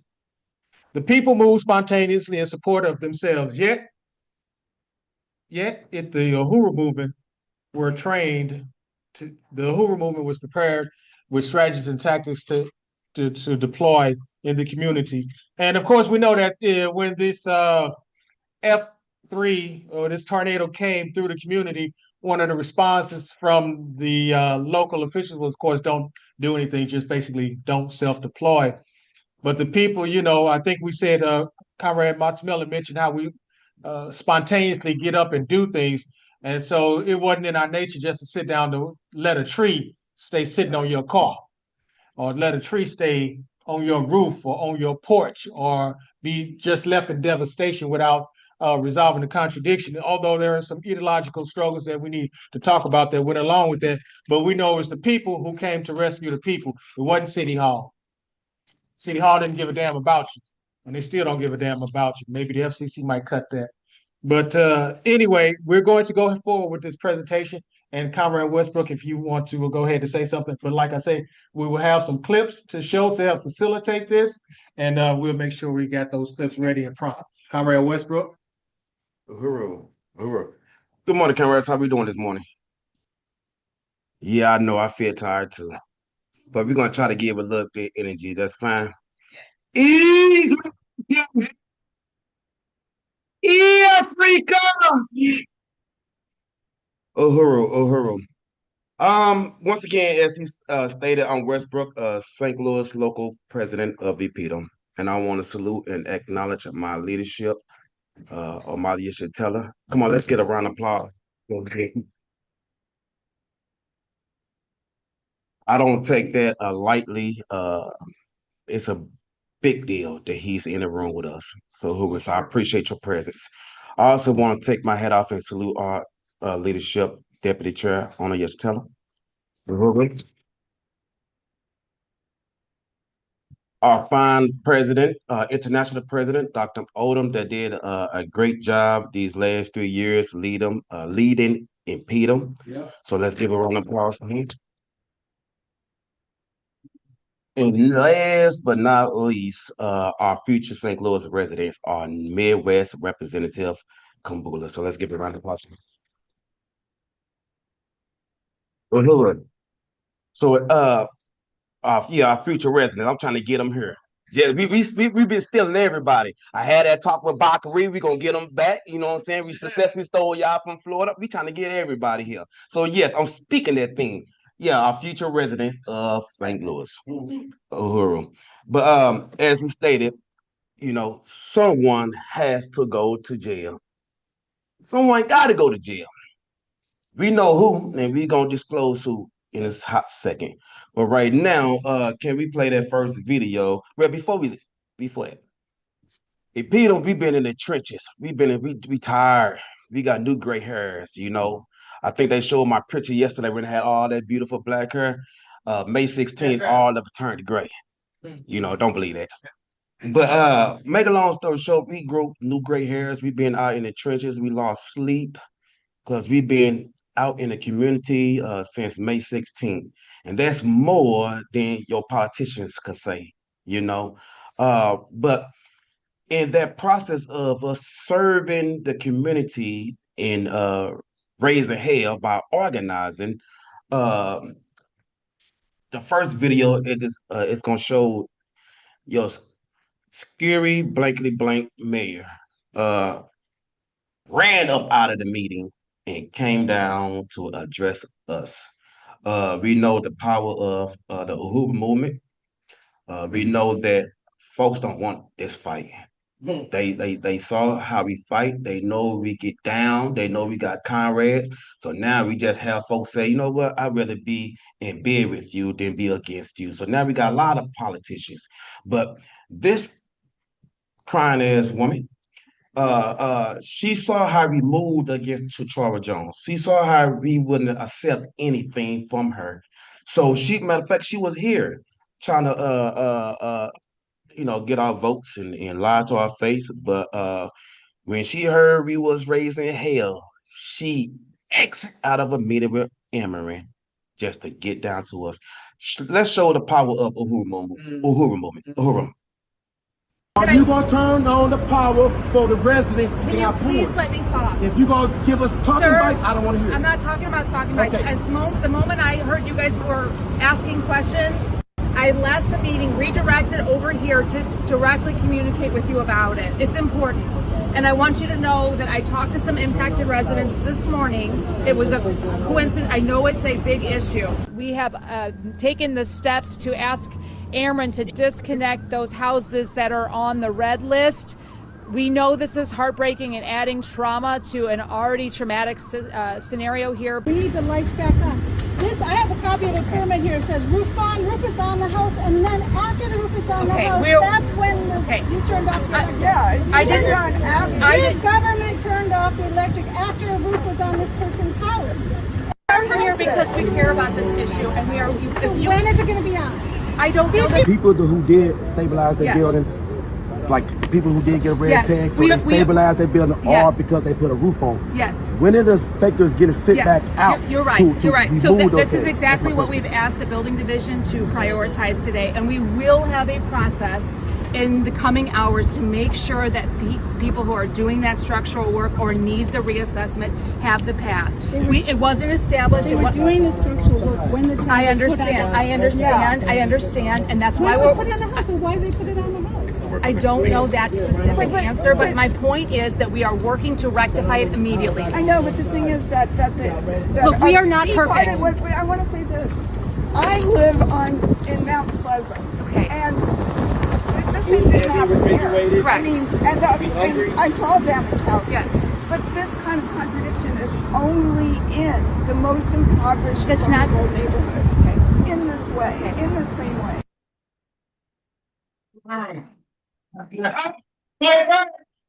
That's what you call a fight back. You see her sweating and trying to think she found a friend with us. She was talking to Solidarity. Hey, just listen. It's like she wanted to say this, but I was right there. Why are we fighting? We same color. Shh, calm down. Listen. But Solidarity said, hell back. What you doing is criminal, and we're not being complicit in this no more. So that's what you call a fight back. Now, leading, like I said, we was either serving the people or organizing. Yeah, I'll play the second video, but the second video it details how we was out in the community for many days. This particular video it shows a woman, a resident of the community named Gwendolyn. Yes, sir. Yes, sir. And she was begging and asking for help from City Hall, and she just was getting deaf ears. You know what I'm talking about? So we the Vanguard Party, we said, you don't gotta ask or beg for necessities. That's what the Vanguard people for, and we showed up and we served them. But this next video shows that. Can you play it, Uhuru? The day of the tornado? Yes, ma'am. Well, we heard it. It came from the back. My son was in the back. I was in the front part of the house on the computer. And he called me, and as he was calling me, running to the front, I stood up, and when I looked up at him, the back of the house was falling. And we made it to the front hall as far as we can go, and it blew us out through a wall onto this body. Damn near 2 months later, the only response you got from the city is a dumpster. It's a dumpster. That's it. Pretty much that y'all had a bag for it. Had to beg for it. The alderman didn't come by, speak to us. The mayor didn't come by, speak to nothing. That's sad. Yeah. They tell us not to mobilize and don't go out there and it's dangerous. But can you tell the camera, is this the people or is this the city helping you? This is the people, the community. Be on the city about, hey, where's the money? For people to rebuild. Right. That's the biggest thing. There's no money. They've been talking about the 30 million for I don't know how long. Right. Nothing has come of it yet. They say next week. Next week. And it's always been that next week. Yeah. So, anything that you need, please don't hesitate to contact us. I will not, and I appreciate y'all so much for the support. How many years was this in your family? 40 years. So unfortunately, you can't hand this generational wealth down to your seed. No. One more thing. How many bedrooms, stories? Can you give us a little update about? It was 2 bedrooms. Kitchen, bathroom, living room. And it was me, my son, and my husband. My husband passed away, and then it was just me and my son. Okay. We want to get organized. Right. Because we see the city is not going to do right by particular black community here in the north side. Right. So we have to do it for ourselves. Okay. I appreciate y'all so much. Okay. So much. Uhuru. In the last but not least video, this is one of our neighbors. I call her Rice Lady, but she go by Deborah. She was supposed to be part of our panel today, but she's a church going lady. She couldn't miss church, so she's recorded a brief video. And moderator, can we stop it at 2:26? Good afternoon, people in the world. My name is Deborah. We got the third video queued up. And I've lived in on this north side. She just giving a brief a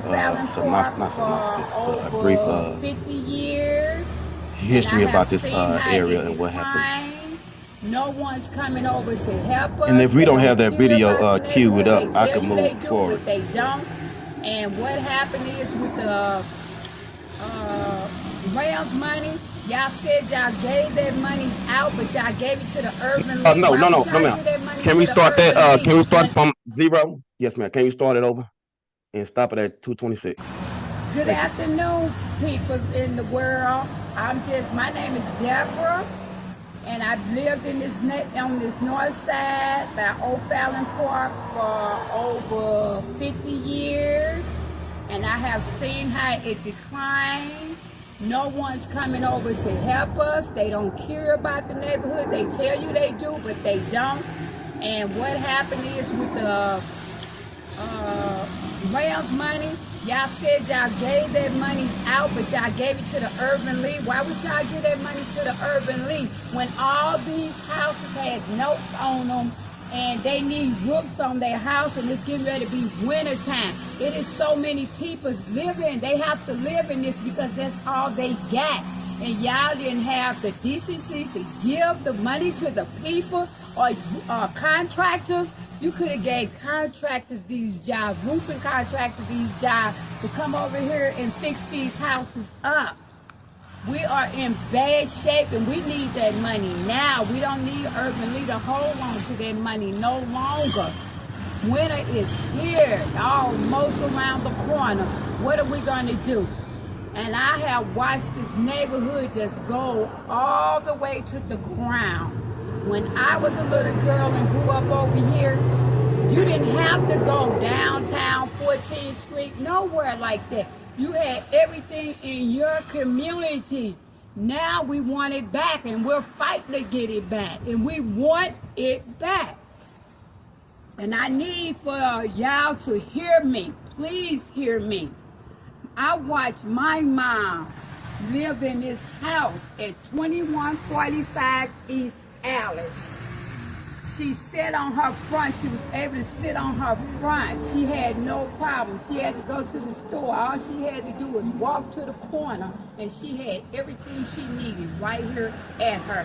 Now we don't have anything. Look at the building. Just look at everything. It's tore down. Y'all don't care. Y'all don't give us anything. Y'all don't give us nothing. Y'all say y'all going to help, but you're not helping. What about the mayor? Have the mayor been over here to see all this? Has she walked through here and seen all this? Uhuru. And unfortunately, that's the truth of the matter. Unfortunately, it's not. That's just not her sentiment. Unfortunately, there's a lot of the residents over here. They feel left out. They feel thrown by the wayside, just to fend for themselves. You know, but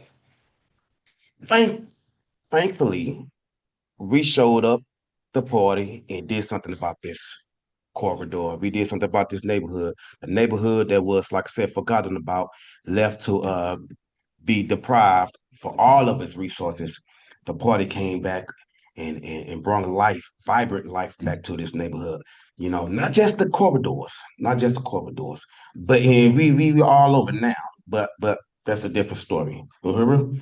So I wanna get to my presentation. See, I'm a dinosaur. That's why I don't like all of these electronics. I'm an old paper man. Uhuru. So as soon as I get this fist up, fight back. And the crazy thing about it, this is my phone, so I can't ask nobody else for help, right? Uhuru. I get it right here. Okay.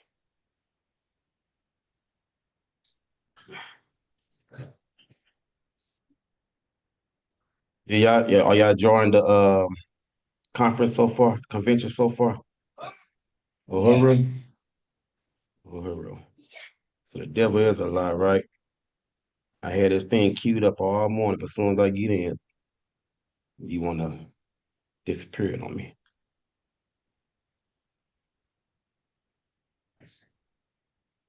Oh shit. Okay, how about this? We gonna switch this around just slightly. Can we display a few of them photos up? Okay, never mind. This can go there. It just came up. It just came up. Uhuru. In 4 months. Oh yeah. We're gonna go and take that down. Wait a second for that. Okay. It's 4 months later. 4 months. I mean, just in case you didn't hear me, I'll repeat myself.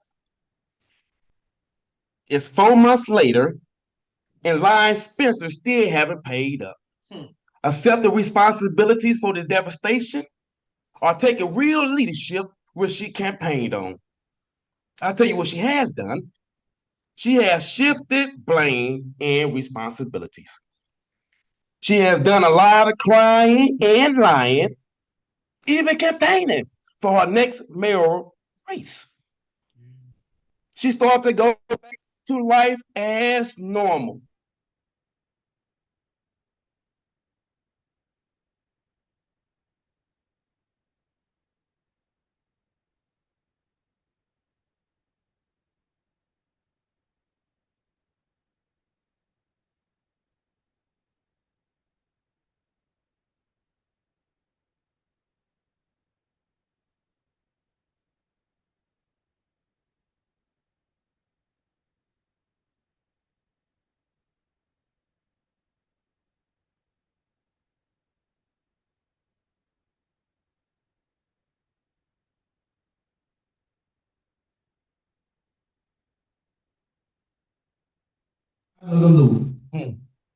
Her constituent is South Downtown, south of Dalmore, and that tells a lot. That says a lot. That speaks volumes to her mindset, I believe. What am I saying? I'm glad you asked so I can make it clear. She doesn't understand the pain of the African community located on the west and north side of St. Louis. And what the hell we've been going through these last 4 months. So why the hell should we give her another 4 months in office? Hell, why should we give her another 4 months of freedom? Because we know someone gotta go to jail. Did she not forget she committed murder? This is real lives. This is real people we are talking about. 7 of them to be exact. But we're not just talking about her, we're talking about our whole damn administration. Took 7 beautiful souls from her. So I repeat, someone has to go to jail. That's manslaughter at least. But we say prosecute her to the fullest extent, which is capital murder, because we know this was premeditated for the last 50 years or so. But we're not just talking about the murder. We also talk about emotional and financial hit that our community suffered.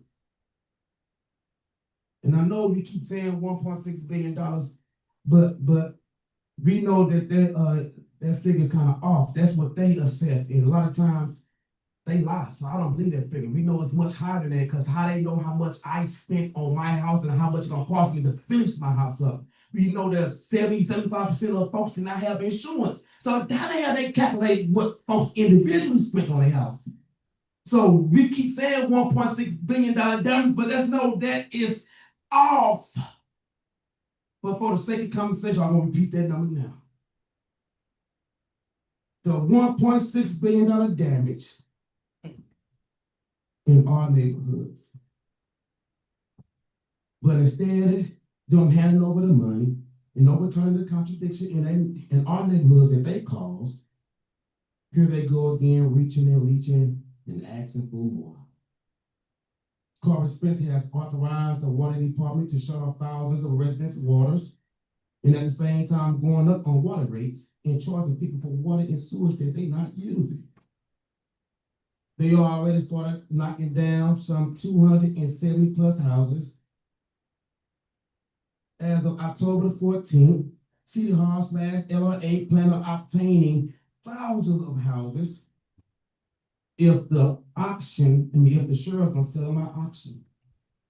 And unfortunately, I have two houses just going up for auction. My commercial building I just purchased.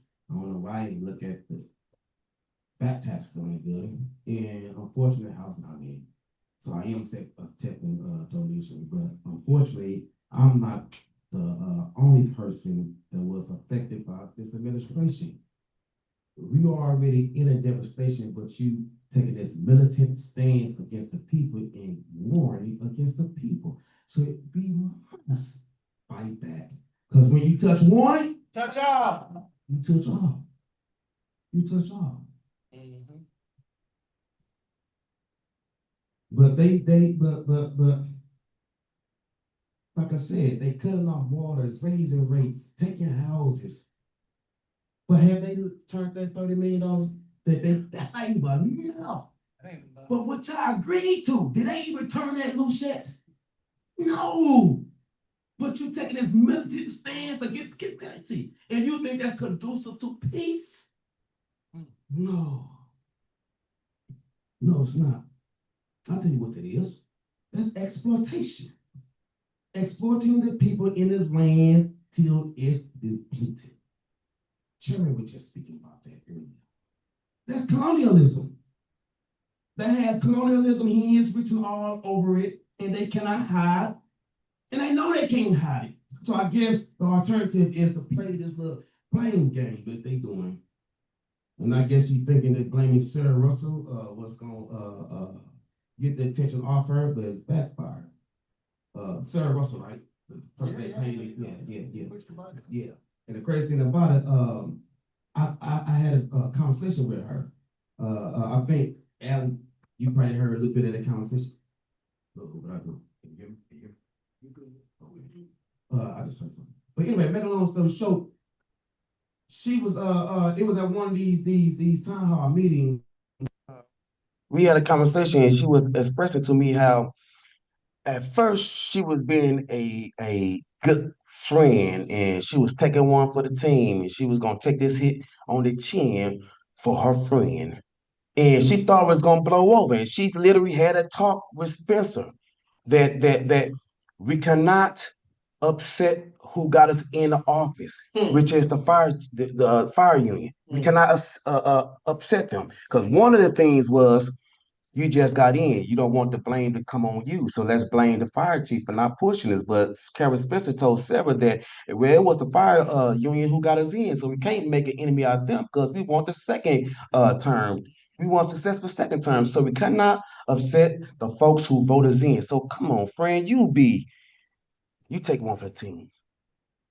You take one for the team. We're gonna act like is that another? We're gonna give you a paid suspension and we're gonna bring you on in when the dust blow over. That was a conversation that was had in the back rooms. And she conveyed it to me. Why did she convey it to me? Because she said it never blew it over. The people will not give her, I guess, a blank check to do whatever she wants to. The people was fussing with her. The people was demanding change. So what happened? I guess she said the change the people want is me firing you. So maybe if I fire you and get you all away from me, then it will blow over then. So she said, Sarah, she said that Spencer went against what they planned. This was coming out of her mouth. They planned this. Spencer went against what they planned and fired her. But not only fired her, she decided to put all the blame on her. So now it's going to be some mess coming out. Y'all heard it from the Uhuru Movement first.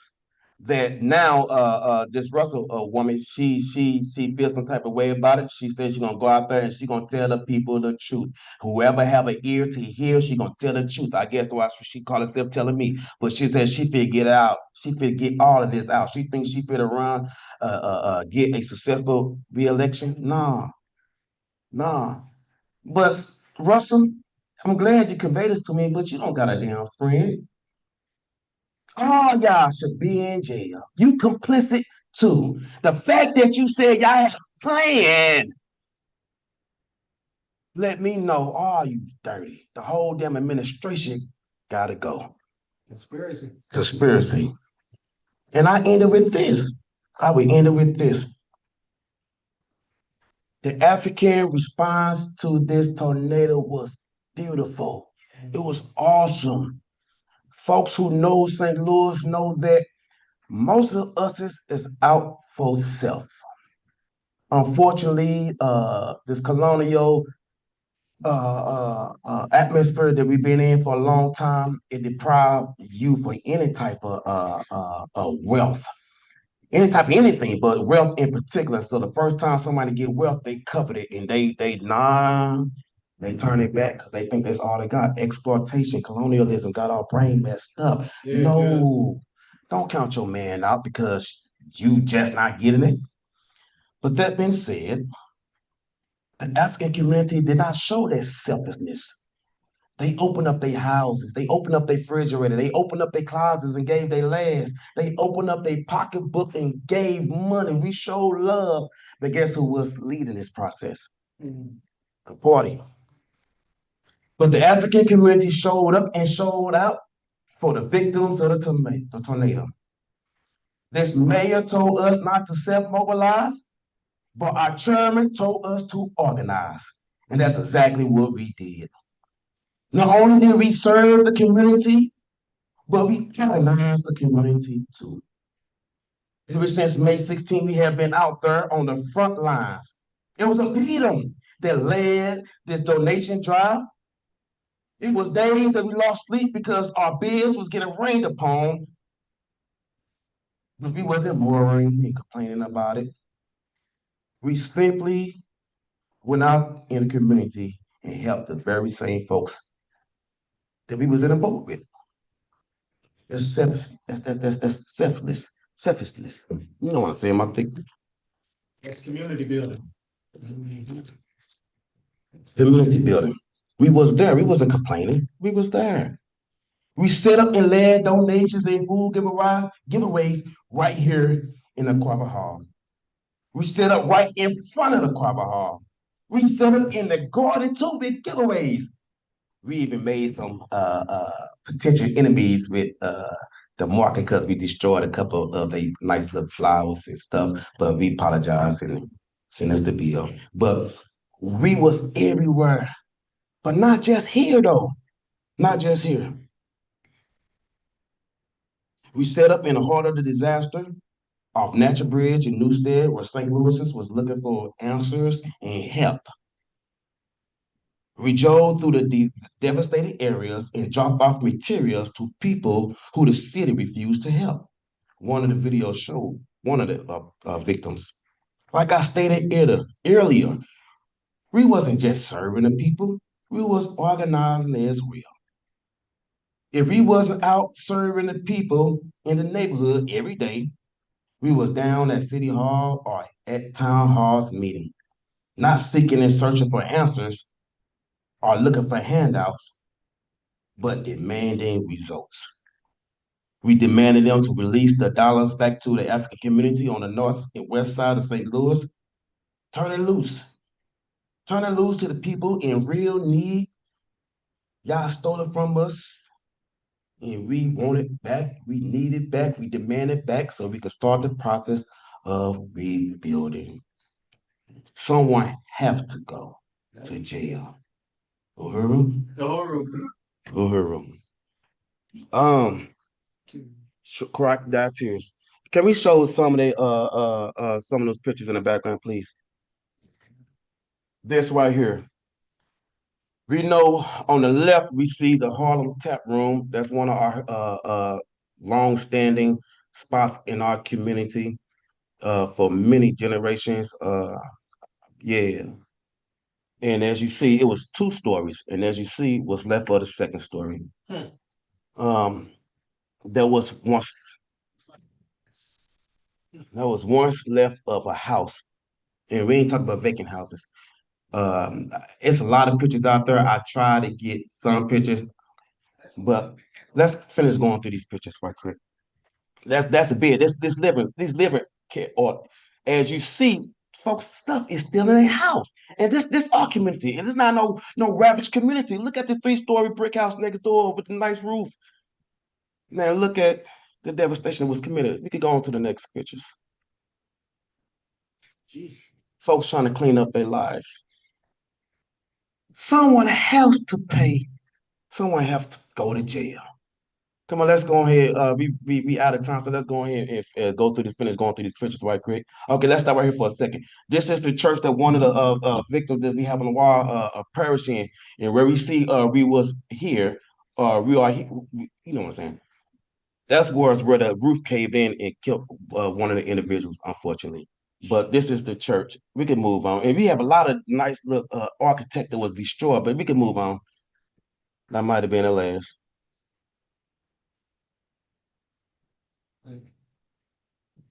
Just that video, I don't know if you want to tell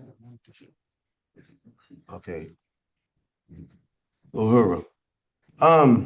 Do we have time for Q&A or discussion? Okay. Uhuru. And what about time for the last video? No. Okay.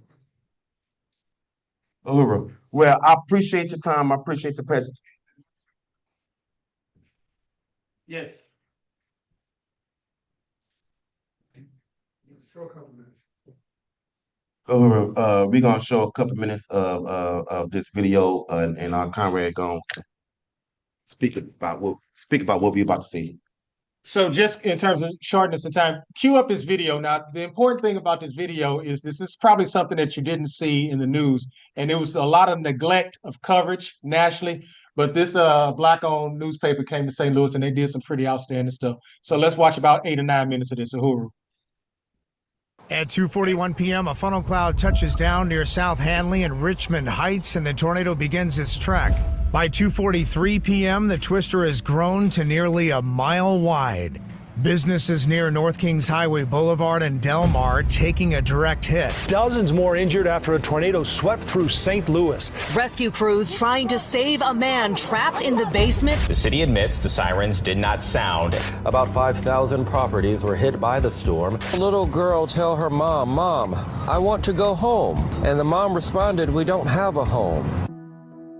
St. Louis has recently become an epicenter of the global climate collapse. The once-in-a-century tornado struck, inciting mass destruction and transforming this bustling black city into a real-life war zone. A little bit, we on Marcus and Dr. Martin Luther King right now. I know you're scared. Come here, baby. Hi. Oh my God. Just a bad day all around. These people went through a lot. Winds screamed at 152 miles per hour, carving a 23-mile scar across the city, shredding more than 5,000 structures, flattening entire blocks, and killing a still unconfirmed number of mostly black elders, and hundreds more people were displaced. The funnel followed the color line, obliterating predominantly black neighborhoods that the city had already starved for a century. In the immediate aftermath, there was local news coverage, but minimal national reporting. And now, 2 months later, the news has virtually vanished. But people are still without food, without water. Some people are sleeping under tarps and shattered beams in this ongoing catastrophe. So we came to St. Louis to ask, why was this story buried? Why didn't the warning system sound? And why does this storm show us the future of America as a failed state where fascists in the Trump regime have slashed social programs, gutted FEMA and the NOAA, instead pouring hundreds of billions into ICE, cops, and concentration camps? We're also here because we want to show the resilience of the community. Neighbors are coming together to help their neighbors. Community organizations are doing food drives, but the reality is it isn't sustainable. And so we're also here to help provide more money, more food, more clothes, whatever the community needs to make sure that they're cared for.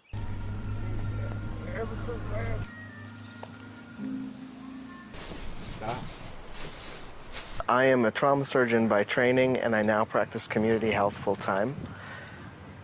Community health is not a medical practice that you would necessarily associate with trauma surgery, but I came to the realization in my advanced academic trauma practice that I could stitch people up with gold, but it was up to them and the surroundings around them that would determine their healing.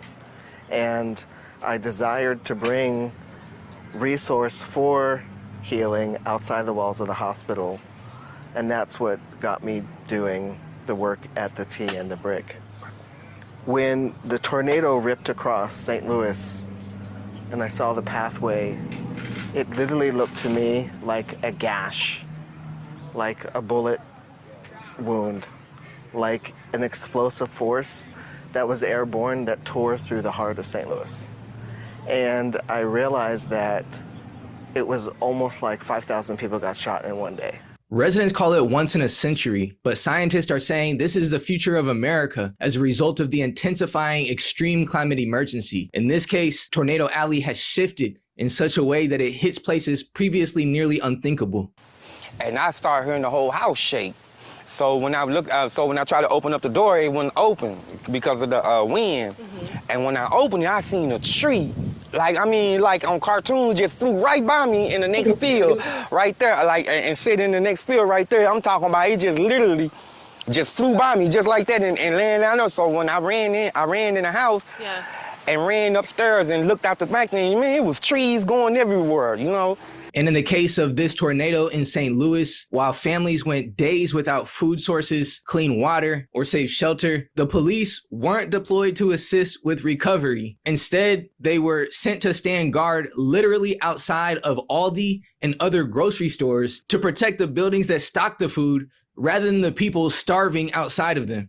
To gain more insight into how climate catastrophe feeds into mass criminalization of poor and Black people, we spoke to a veteran of the Ferguson uprisings. So my name is Mike Milton. I'm the executive director and founder of Freedom Community Center.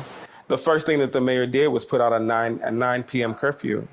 And then the first couple weeks, there was police just going down the streets, terrorizing these neighborhoods. There were so many people who were locked up, newly locked up for one ICE, like ICE had picked up, that was clear. Which another thing on that is that a lot of the people who were doing the roofing and the housing now are afraid to show up to these sites because of ICE. So it's impacting their little economic mobility, right? No one was hit harder than the elders and the disabled. These were the very people already holding up the community, now left most vulnerable in this collapse. The church behind me there, a woman had died, and when we started talking to people outside of the church, they were telling us what an enormous and significant part of the community she'd been. She had been handling a lot of the homeless services, helping the homeless get showers, shelter, do laundry, all that kind of stuff. She was a pivotal member of the community. I just want to make it extremely clear that if it was not for nonprofit organizations and everyday people like Ungun, Invest STL, For the Ville, Action St. Louis, For the Culture STL, the groups at the Save a Lot parking lot, and all the other emergency hubs, assistant help that has been stepping up, the city would be failing.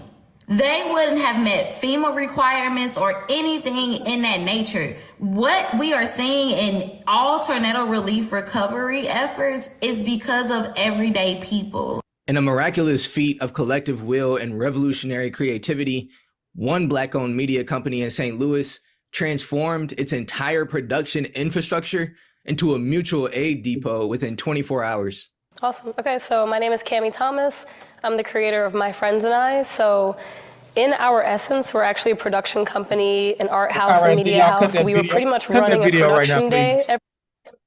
Okay, so this was an interesting point, an interesting stopping point to interject the nonprofit that we do have. There was a lot mentioned about that. This video doesn't capture the work of APDF, but we know that our organization that was led by Deputy Chair was one of the first nonprofits, Black African nonprofits that was on the ground here in the city of St. Louis doing the work, collecting a lot of the resources, and a lot of resources was coming directly through to APDF. As a matter of fact, we talked about it earlier, but this Aquaba Hall now, as beautiful it was, at one time it looked like a warehouse because all of the donations came, and these organizations and entities, they were looking for somewhere to, or some group to give them to. So they knew the Black Power blueprint.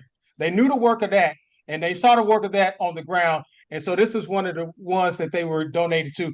And that Saturday after the tornado, when we were sitting up on the corner, groups was coming in at that particular time, loading up, bringing bottles of water, cases of water, diapers, whatever. the bare necessities that people need. So it was a lot going on. We was out there serving the people. The community came in serving us. We turned it right back around. We was recycling just like that. And that's how fast it was working. It was just working clockwork. So the beauty of that organization, APDF, is that it leads the work on the ground, and it leads the work that the chairman had vision. And of course, deputy chair being the architect of it, saw the vision, outlined it, gave us that POA and went to work and was able to develop. So we want to commend them and give it up for the work that APF has done. And the funds that these artists are, and the funds, just to say this, that there are funds and grants for nonprofits, but they're skillful in the city of St. Louis. We know the Black Power Blueprint puts the name out there all the time. It is on everything that you got some money, come to the community, give it to us. We know what to do with it. And they know that we know what to do with it.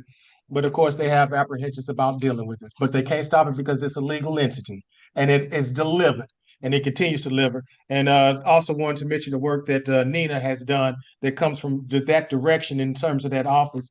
And we want to appreciate the work that Nina has done on the ground with raising resources. And as a matter of fact, they had the day after their weekend, that Saturday, that the work was going on, it was they who had set up the food and was just giving away the food and just working and manning that. So we appreciate that. And we see that all the movement entities come together and came together. There may be individual groups and entities to do things. That's how it's going to be. But final analysis, we all won. We got one vision, more or less, and you saw that direction and that trajectory. So I want to appreciate that. And I'll turn it back over to now Conrad Mazzanella. Uhuru. Yeah, so we felt it was important at this time in the convention to introduce our very first resolution. And as noted, there is a moment for discussion. Discussion should be around the resolution as well around the presentation that we heard. Yesterday, I mentioned a story that President Yeshitela had mentioned to me around the fact that she had watched the film. She had watched the documentary. The documentary was called Life and Death. And it's a good documentary. It's a useful documentary. But when you watch the documentary, you see the devastation of neocolonialism on the African world. You're left with the two what end, right? What next? Well, if you see the devastation, you'll be left with a sense of demoralization. That's the role of the devastation inflicted on us, to demoralize African people. But we heard Chairman today talk about the fulfillment, the feeling of revolutionary optimism, right? We understand the importance of revolutionary optimism. So at this moment, so we were in the process of organizing for the St. Louis Black Community Convention. We're in the process of organizing it in 2022. And this spring, when the tornado hit, we went into action, both moments. InPDUM being an active organizer in both campaigns. Once again, want to really salute the leadership of APDF on that front. All the stuff that you see, because even salute the video in its usefulness as a sort of source and documentation. But even when these people who have built their work around us, even with English and other translations of the word Uhuru, we see that. It's clearly not. It's not a coincidence. It's not a coincidence, right? And like I said, I'm here just speaking hard cold facts and things like that. So they go, oh, we want to talk about all the people and all this stuff, but it's only one organization that's right here in the heart of that most impacted community. That's us, right? That's us right here. And the darn tornado hit here, not just once, but twice in like the last 2.5 years, right? I remember that one tornado hit a couple years ago, and this is what to let you know it's colonialism. Like the South Side didn't even miss a beat. Remember that time when it hit the South Side and the North Side? But the South Side didn't miss a beat. They didn't lose electricity, didn't lose water, anything like that. And meanwhile, here, people went without electricity for days. And then when an electrical surge come through and mess up your whole system, then they'll try to blame it on the fact that the nodes inside your building is a little old or whatever, or some nonsense like that, and things of that sort. Oh, we don't have the bricks to rebuild the house. You got the bricks to build all that stuff when I was in Clayton. Out in Clayton, they got the bricks to build all that stuff over there, right? They got the bricks to build all that stuff everywhere outside of North San Diego, but you ain't got the bricks. You ain't got the bricks. I tell you what's in them bricks, why they so rare. That's African blood in them bricks. I'm gonna talk about the red clay down here. That's African blood. That's indigenous people's blood inside that clay. So that's important for us to hold up. So I just want to say that and say we felt it was important to bring a resolution to build the Black Community Convention. This one, it says build the Black People's Convention, but the one that we'll bring up right now says build the Black Community Convention. So I'll go ahead and start reading it. They should be able to pull it up though. And you all have a copy of it, and we'll be able to show it online. Do they not have access to it? And let's make sure that they have access. If so, I'll just start reading it. And if there's any contradictions, Comrade Kabula, just let me know. Okay. So it says, build the Black Community Convention. Whereas InPDUM believe, and I want to salute Director Tafari out of Occupy Designia, who helped us craft this. He read Chairman's call to build the St. Louis Black Community Convention, turned it into a call for all of InPDUM to build Black community conventions. Says InPDUM believes that self-determination is the highest expression of democracy. Whereas InPDUM has declared the need for a common Black community agenda and the unity to achieve it, as it is necessary to achieve a united movement to create social justice and Black prosperity through anti-colonial self-determination. Whereas the colonial powers are doing everything possible to permanently change the demographics of our communities in order to make them majority white cities and at the expense of the economic and political power of for our people. Whereas collectively, our labor and material resources are plundered to satisfy the needs and whims of the colonizers at our expense. The colonial mode of production ensures that production for the colonizer comes at the expense of the existence and any kind of development for the colonized.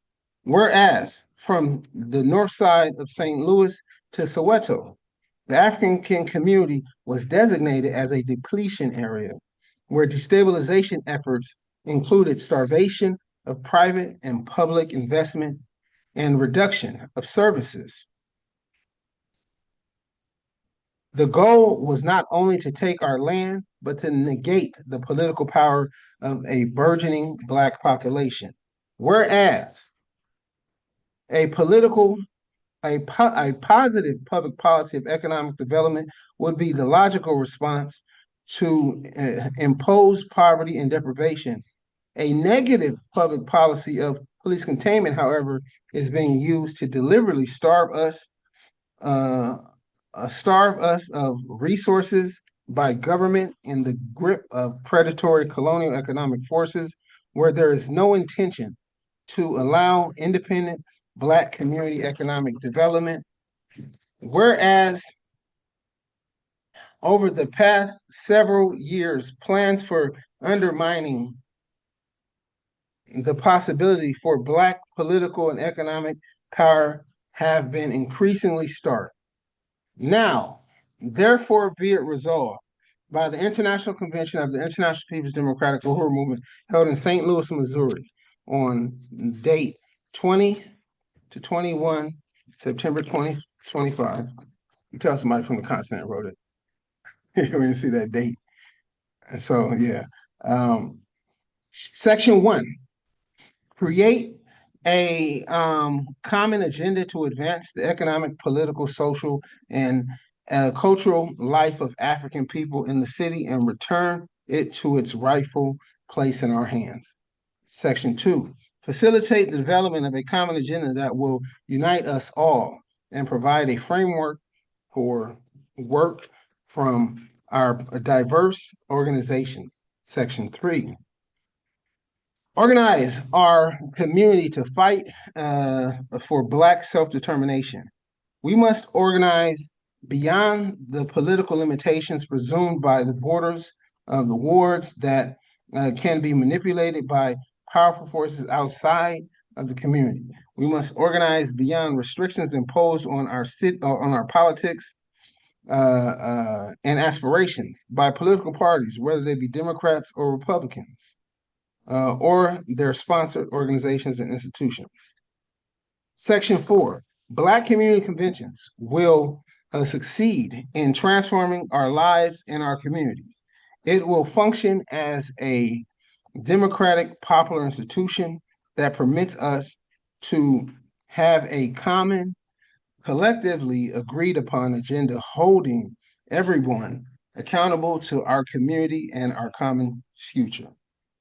Section 5, this will include a general economic development strategy, a collective approach to neighborhood security that de-emphasizes police and emphasizes positive public policy of development from the African community. We will be able to collectively reject a public policy of containment and demand a public policy of Black economic development. Section 6, we will create a Black community agenda that promotes the development and projection of African culture in every possible manner. Our youth will also be promoted and protected from the violent consequences imposed on our community through our colonial conditions. Section 7, capture of independent Black power over our own Black lives. Black economic self-reliance, the ability to feed, clothe, and house ourselves. Black self-determination, the ability to define our own reality and pursue our unique interests as a people. Section 8, these community conventions should become a permanent democratic mass organization that will continue to advance our agreed upon interests for power over our own lives. Section 9, that this resolution shall be in full force and effect immediately upon its adoption and approval in the manner provided by the Constitution of the International People's Democratic Uhuru Movement and the rules and procedures of this convention. Uhuru. So,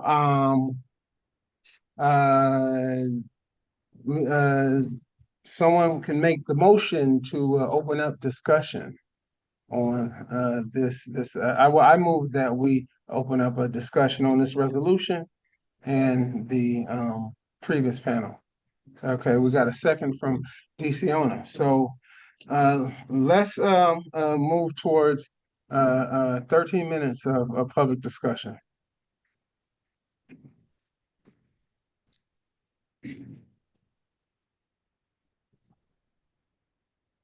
Fofi.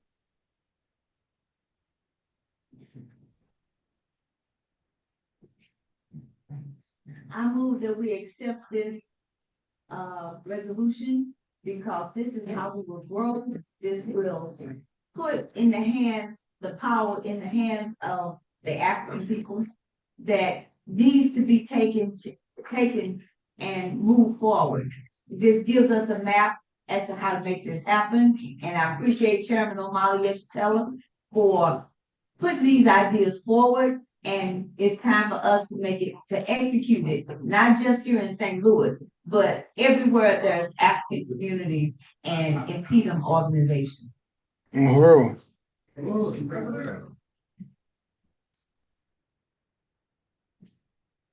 Yeah, I unite with that. I mean, even in the process of crafting this, okay, what's the language we can make to underscore that this is a resolution that drew out of the call for the St. Louis Black Resolution, but a Black Community Convention, but for us to move it forward. And even as Chairman talked about it, the way through which the document that we create by way of our Black community conventions, become a sort of a binding document, a resolution of sorts to guide our work in those cities, communities, provinces, or wherever we are stationed as InPDUM or Uhuru Movement organizers.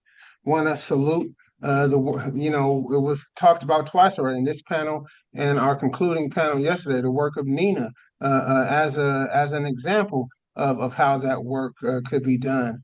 The training provided by our Standards of Party Life speaks towards all this form of party work being done, whether we talk about what do you call it? Whether we talk about doing fraction work, creating neighborhood associations. We said InPDUM is an organization that meets people at their political door, and so I think InPDUM is the vessel through which we can effectively advance the Black Community Convention. So, any other comments? Is there anyone online as well?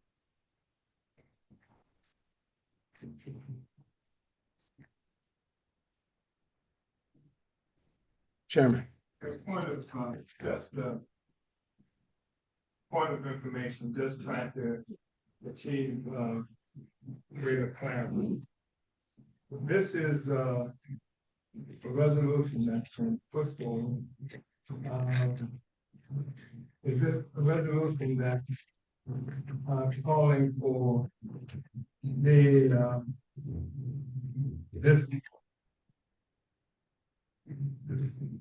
it says that it's called for this convention to create a common agenda to advance the economic, is that what this is? Which point are we looking at? We're looking at section 1 on page 2. Now therefore be it resolved. No, that the Black community conventions will that we create in the different communities will create a common agenda to advance the economic, political, social. Be it resolved that by the International Convention of the International People's Democratic Uhuru Movement held in St. Louis on this day, create a common agenda. That this convention will create a common agenda to advance the economic, political, etc. Will facilitate the development of a common agenda. Are we asking for this convention? No, we can change the wording. The call is for at this InPDUM convention that we call for branches and InPDUM organizers to in their communities where they are to go and create Black community conventions that will. Okay. Yeah, I can change it. That this convention would do that. I don't see how this convention could really, InPDUM branches in various places can organize conventions in the particular areas that they're located in to carry out this mission. If I'm misreading this or something, the way I read it was that be it resolved by this convention that this convention as a body is calling on the workers, the organizers to go and carry out this resolution where they are. So if somebody picks this up and they would know what this is, they would know that because it says it's calling on this convention to do it. I'm not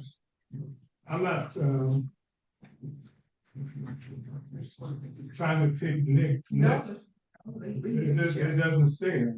It doesn't say it. And it must say whether the call is for whenever and wherever possible as a means of developing power, unity in our community. Government self-governing, that InPDUM branches will initiate a process to build Black community conventions to carry out whatever it is that we don't against. That's what I thought we were talking about. That's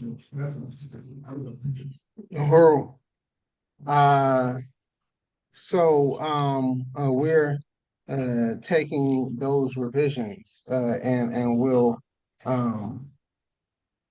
the final version of this will be drafted with the revision changes proposed by Chairman. Maybe there could be discussion. Maybe. Yeah, let's open it up. Because everybody else, I may be the only person who read it in that fashion.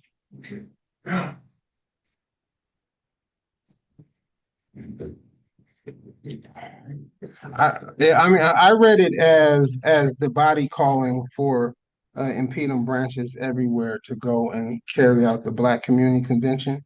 But I also unite with the ambiguity, especially in the be it resolved section in the language about whether it's talking about the international convention is the one that's going to create it, or it's the sort of Black Community Convention. So I unite with the call for clarity around the language. Shakur?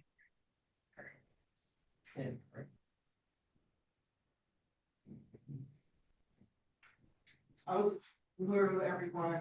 All of us have to say is I unite. I see what the chairman was saying with section number 1. It's just about clear. And so just making, you already said it though. We'll just clarify that the convention can't do it, but you're just calling for InPDUM branches to do this. So just, that's all. You already said it.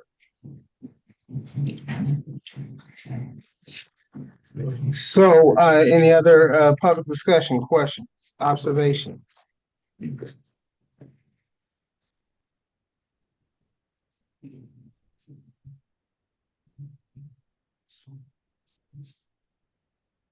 All right, so let me go on and make these revisions. The revisions that you're suggesting, Chairman, be coming from the be it resolved to section 1 or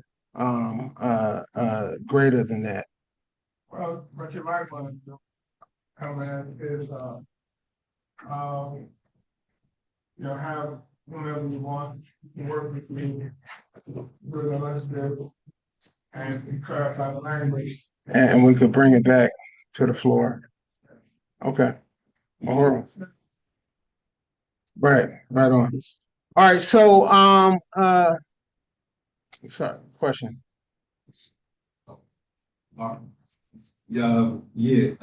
Pertaining to the specifying that it be the branches and like different areas. I think it'd be important not just for section 1, but also sections 2 and sections 3, specify that.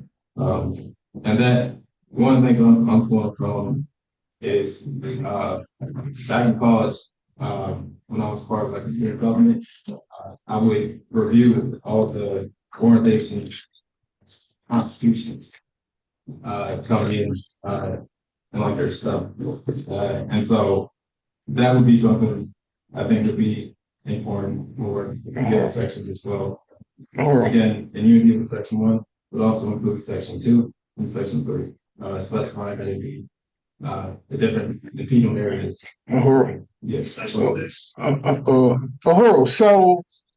if there's some other suggestions that you'd like to make, please come up to the. I just had a question. Does this affect the Constitution itself? No. This doesn't change the Constitution. This is simply the body of the convention constitutionally has the ability to create resolutions to move forward the work of InPDUM, underneath the guidance. So this doesn't affect the Constitution. Comrade Jay, you had some proposals as well?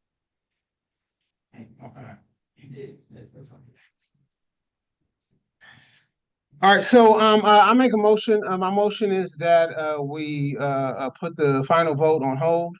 During the lunch period, there will be revisions to the resolution, and coming out of the lunch period, we'll bring the resolution back to the convention floor.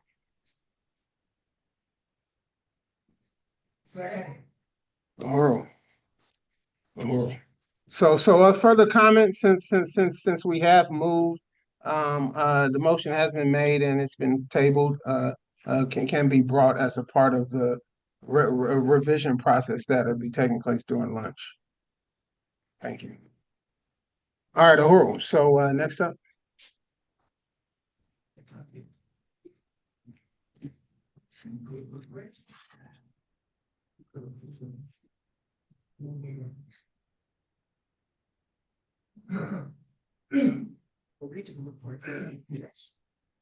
Hello, everyone. I'm Sophia Moore, and I am the membership coordinator here at InPDUM. And InPDUM is now in 20 states, 70 cities in the United States, and we are on 3 continents: North America, Africa, and Europe, as well as in the Caribbean. Now I will pass it to President Masamela and regional leaders of the Uhuru Movement, who will bring reports on InPDUM's activity in North America. So Masamela, you can start with introducing those. Uhuru. So I want to salute the work of InPDUM all around the U.S. As of course, also internationally, we heard some of the work coming out of the continent. I want to also salute people who couldn't be present right now, but the InPDUM work taking place in the UK, namely the pushback against gentrification and the Hands Off Shania campaign that InPDUM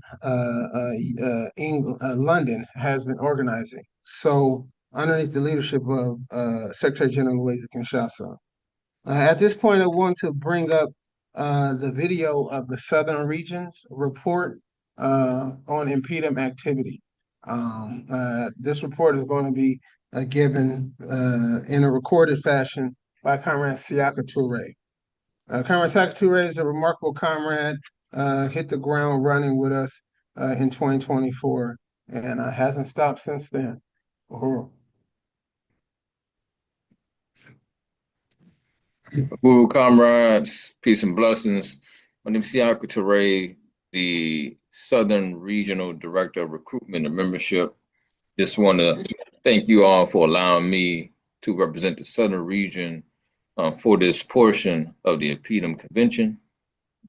The report I'm about to give is going to be a report on the ongoing campaigns that are happening here in the Southern region on behalf of InPDUM. I want to salute Chairman Omali Yeshitela, his leadership, salute my Southern Regional Representative, Jainaba Lumumba, and also salute Comrade President Masamela, and thank you guys for allowing me to be here with you virtually. So let's begin.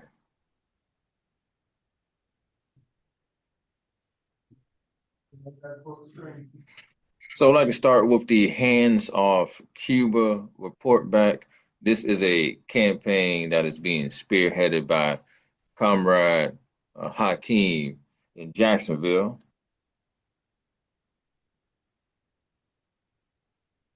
The goals of this campaign is to advance the revolutionary political education, shared firsthand reflections from the Cuba delegation to expose U.S. imperialism and its attacks on Cuba, elevate themes of Afro-Cuban resistance, internationalist medical solidarity, and the unity of the African working class globally. Number 2, recruit and consolidate new forces, use the event to bring in new members to the APSP and the U.S. Hands Off Cuba Committee. Build and organize a base in Jacksonville and targeting both the African community and radical/progressive layers. We will also strengthen the Uhuru Solidarity Movement, engage progressive and radical white activists in Jacksonville, and provide a clear political entry point for them to join USM under the leadership of the African Revolution. We will, number 4, demonstrate the party's leadership in guiding international solidarity, position Jacksonville as a key center for building the U.S. Hands Off Cuba Committee.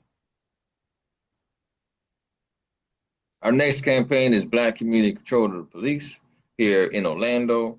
This campaign was motivated by the recent assassinations of a young African named Tyrone Barkley, who was gunned down, killed, murdered in his own home during a police raid in which the police knocked on the wrong house.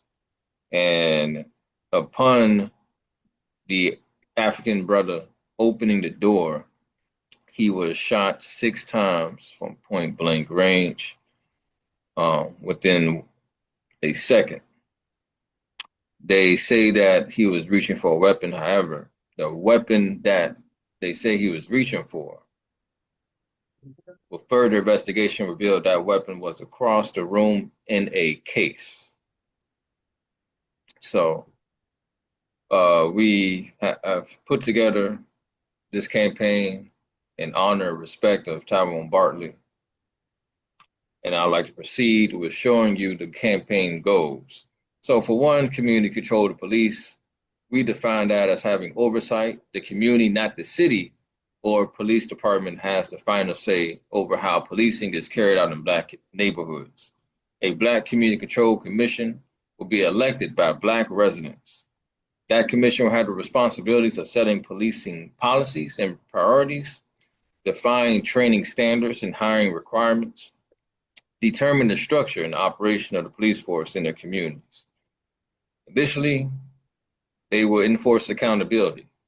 The commission has the power to hire and fire officers, including the police chief, launch independent investigations into police misconduct, enforce disciplinary action without interference from state or federal authorities, no reliance on body cameras, Department of Justice investigations, or external review boards. They will also have control of the budget. The commission will establish and control the entire policing budget for the community, redirect funds away from militarization and repression, and invest in community safety, conflict resolution, and prevention-based models rooted in self-determination. This is how we chip away and dismantle the power of the state and place that power back into the hands of the African working class. Nextly is our Take Back the Dome campaign in St. Petersburg. The city of St. Petersburg is once again attempting to give away 86 acres of stolen Black land where Tropicana Field sits. This land was taken through colonial oppression that destroyed 300 Black businesses and displaced 800 Black families, yet no reparations have ever been paid. Now, even after the Rays backed out of the stadium deal, developers and city officials continue to plan for the land without Black input. The Black community must reclaim this land as reparations to build businesses, housing, and a future for ourselves. We demand control of the Tropicana site through a community land trust despite opposition from white developers, city leaders, and even sellout politicians. We've seen too many times, colonialism reaches greedy hands into our community and displace our people. Capitalism sees everything as a means of something to be dominated or controlled and governed by its own selfish desires. Sometimes that manifests itself in the displacement of people and the unjustly installation of corporations or any type of commodity in which could make the capitalist class richer. And that is exactly what happened here with the unjust and forced placement of a stadium to sit on a Black community, a historic Black community, in which those Africans were practicing self-determination, opening up their own business to meet their community needs. But that was abruptly halted in place with the dome. So this is why we have started this campaign. Here's some additional goals of this campaign. So I want to salute Director Chimaringa. He has provided a concrete plan that includes both a petition and a land trust proposal. This plan aligns with three critical objectives he outlined. One, build a mass base of potential members and supporters. Every petition signature is a recruitment opportunity. Number two, educate the people on the reparations demand from our perspective, while exposing the African sellouts who will oppose it. And number three, establish broad recognition of the party and our movement as the most relentless fighters for the African nation, positioning APSP as the leadership of the struggle to free African people. And lastly, stop colonial cop silly Charlotte, African International Against Police Terror. The purpose of this campaign is a political intervention rooted in African internationalism to expose and resist the construction of a militarized training facility, quote unquote, Cop City, that functions as a domestic counterinsurgency base. It rejects liberal reformism and advances community control, revolutionary organization, and the destruction of colonial policing structures. These are just some goals of the Stop Cop City campaign. And this campaign, comrades, is also being led in North Carolina. And I'm hoping not, I get the Carolinas mixed up, so forgive me if it's South Carolina, but I believe it's North Carolina. Number one, expose the colonial logic and counterinsurgency function of the proposed first responder training facility. Number two, publicly challenge the narrative that the facility is merely an emergency response investment. Number three, mobilize people on July 9th to resist the construction and to build momentum for continued struggle. Number four, deepen political education among African people about policing, imperialism, and colonialism. And number five, build material and organizational capacity to resist repression locally and connect with global struggles, winning people to a revolutionary analysis, African internationalism, rather than liberal reformism. And lastly, number six, of course, recruit and consolidate forces for a sustained movement that moves beyond one-off protests. So these are some of the campaigns that InPDUM has spearheaded or contributed to in helping expose the settler colonial paradigm and state that we are currently under. But comrades, you know, we have the political line. We have the leadership. We have the structure, and we have the discipline. And if we look around us, we see a dying imperial colonial system unfolding before our eyes. So with that being said, I want to say Uhuru, Liberté, until it's run.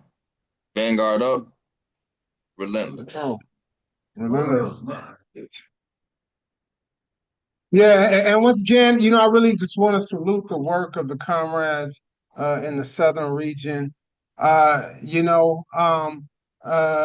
comrades in the southern region, some of the sharpest, and you know, really is pushing against an open door when we realize we can go out and just recruit African internationalists into African internationalist organization. That also speaks towards the importance of what we'll talk about at the end of this InPDUM outreach strategy, because it's not just happenstance or well-wishing that allows for us to meet comrades like Siaka Hakeem, who was recruited in Cuba, and Osahene and others, that's us winning the war of ideas. That's them being recruited by a chairman. So when you see the work of comrades like Siaka, who also has brought in mass forces like Dr. Mariah, mass forces like Comrade Molina, and all these people. And I mean, I saw the series. I saw the unity with the strategy. I mean, these are comrades that came immediately as soon as they touched down. You know, what else can we do? You know, phone banking, door-to-door outreach. You know, things that sort of and all of this being done underneath the leadership of um of of APSP regional rep Janaba Lumumba, whom part of us like to part of me likes to think that this is just in her blood, you know, genetically predisposed. And I think that some of the stuff is genetics. I mean, not in the sense that just sort of it just falls into place on some sort of biological determinants, but I think that but the way to which organization hones and can direct that. I mean, what I mean by that is like if anyone who's ever met Junebug, my middle child, you know that she got a photographic memory, just like her daddy got. But but but I mean but it's African internationalist organization that allows for us to use those natural abilities. So for someone like Comrade Janaba, who whether she's was on a basketball court or doing the work she does now. This was in San Diego, it was us, the Uhuru Movement, that held the first demonstration for George Floyd. We know that it was African Liberation Day when we learned of the George Floyd thing, and then the very next day we went into action. And I remember pulling up on a rally because Janeba was just in InPDUM at the time. She was living in San Diego, and she already like 7'3", right? But she's like halfway up this. To me, she felt like she was halfway up this light pole. I don't even know how she did this. She's like halfway up this light pole chanting, hanging off the light pole. I was like, you should have seen it, Chairman. It was surreal. And then I was like, dang, yeah, that's Biko Lumumba's daughter right there. You know what I mean? I was like, dang, like that's wild. So that's the leadership they got over there. And I always tell people, she came into the party in San Diego. The party in San Diego. But that's their leader, and that's the work that they're doing, and these are some real comrades. So we're going to move now to New York. That's another place. When I talk about New York, like to me, like when I think of an InPDUM member, when I think of a Uhuru Movement member, like the Uhuru swag, that's New York. And it's probably because of the previous president and things like that. But to me, like even coming in, I'm like, man, I don't move like them brothers. They just got the language and comrade, this, that, this. I think you need to make a self-criticism. Like that's New York, man. So there's just a certain Uhuru ethos that I'm like, New York got it. And you'll see it in this video right here. You'll see it. But see that the work of the Uhuru movement in New York is so important because when the party came into New York in 1982, immediately after following the first Congress to build the tribunal. See, New York is the place where African liberation forces have almost come to a detente. Right. And like nobody will run the city, nobody will theoretically claim leadership and things of sorts. Like I said, I'm just referring what I've been taught from Chairman and taught from Chimarenga. So I apologize if I don't articulate it as correctly as need be. But then here comes the party. Says, no, we are the vanguard. We will take leadership. And that's what really sort of hones InPDUM's politics and InPDUM's continued work and possibility out there. But even sort of the direct conversations the comrades have, but then from other people, Betty Davis, who has joined InPDUM, Lisa Davis, who has joined InPDUM. That's the other thing about New York. They always talk about the city. And I was told that Mafundi Lake couldn't stand that. He said, what city? He said, what city? Yeah, so it said Mafundi Lake couldn't stand that. But I mean, like they talk about the city. I'm like, Lisa lived right across the bridge. They're like, that's Jersey. I'm like, It's right across the water. But like they, Lisa, Charles Barron, man, the InPDUM forces are doing magnificent work out here. So let's watch this video from InPDUM New York, and they are like they doing it out there, and then we'll read through a brief presentation they have. We gotta defend our community. Or no, this no longer gonna be our community. That's right. Let's get organized. Let's step up and defend our people. Because when the black community is under attack, what do we do? Stand up, fight back. What do we do? Stand up, fight back. Touch one. Touch all. Touch one. Touch all. Uhuru means freedom. So everything here is organic. Every Thursday we do a tabling and an organic food giveaway for the people in this community. And this community is lacking institutions that have healthy food or organic food. There's no supermarket in this area. Right now we're in Crown Heights, Brooklyn. Brownsville right down the block. We're like on the borderline. That's why we growing food here. We got some potatoes, got some asparagus right here. Asparagus growing right here. Uhuru, I just want to say that for today's menu, it's from the garden to the table, and we did eggplant. I can show you some of the eggplants that we have here in the garden. Also, all the seasonings is coming from the garden. So just to show people that you could plant your own food and cook your own food, so you know you're eating well. Thank you. Uhuru. Put the theory to practice, That's one! When the black community is under attack, what do we do? Stand up, fight back!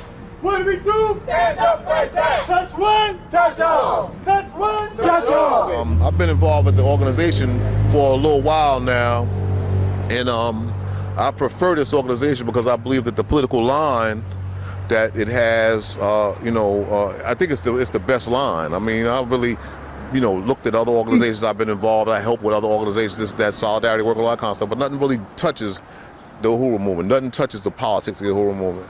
And I feel that this is what needs to be put out to the masses to bring them back into political life. I would say that if any Africans that are looking for a forward-thinking, progressive organization that is actually going to change the material conditions of African people, InPDUM, the International People's Democratic Uhuru Movement, is the organization to be in. We've been working to free African people, to get independence and self-determination for African people for over the last 60 years. Our chairman has created one of the most advanced revolutionary theories in the world by the name of African internationalism. It seeks to destroy the colonial mode of production, the thing that actually made the economic system that we live under a worldwide economic system.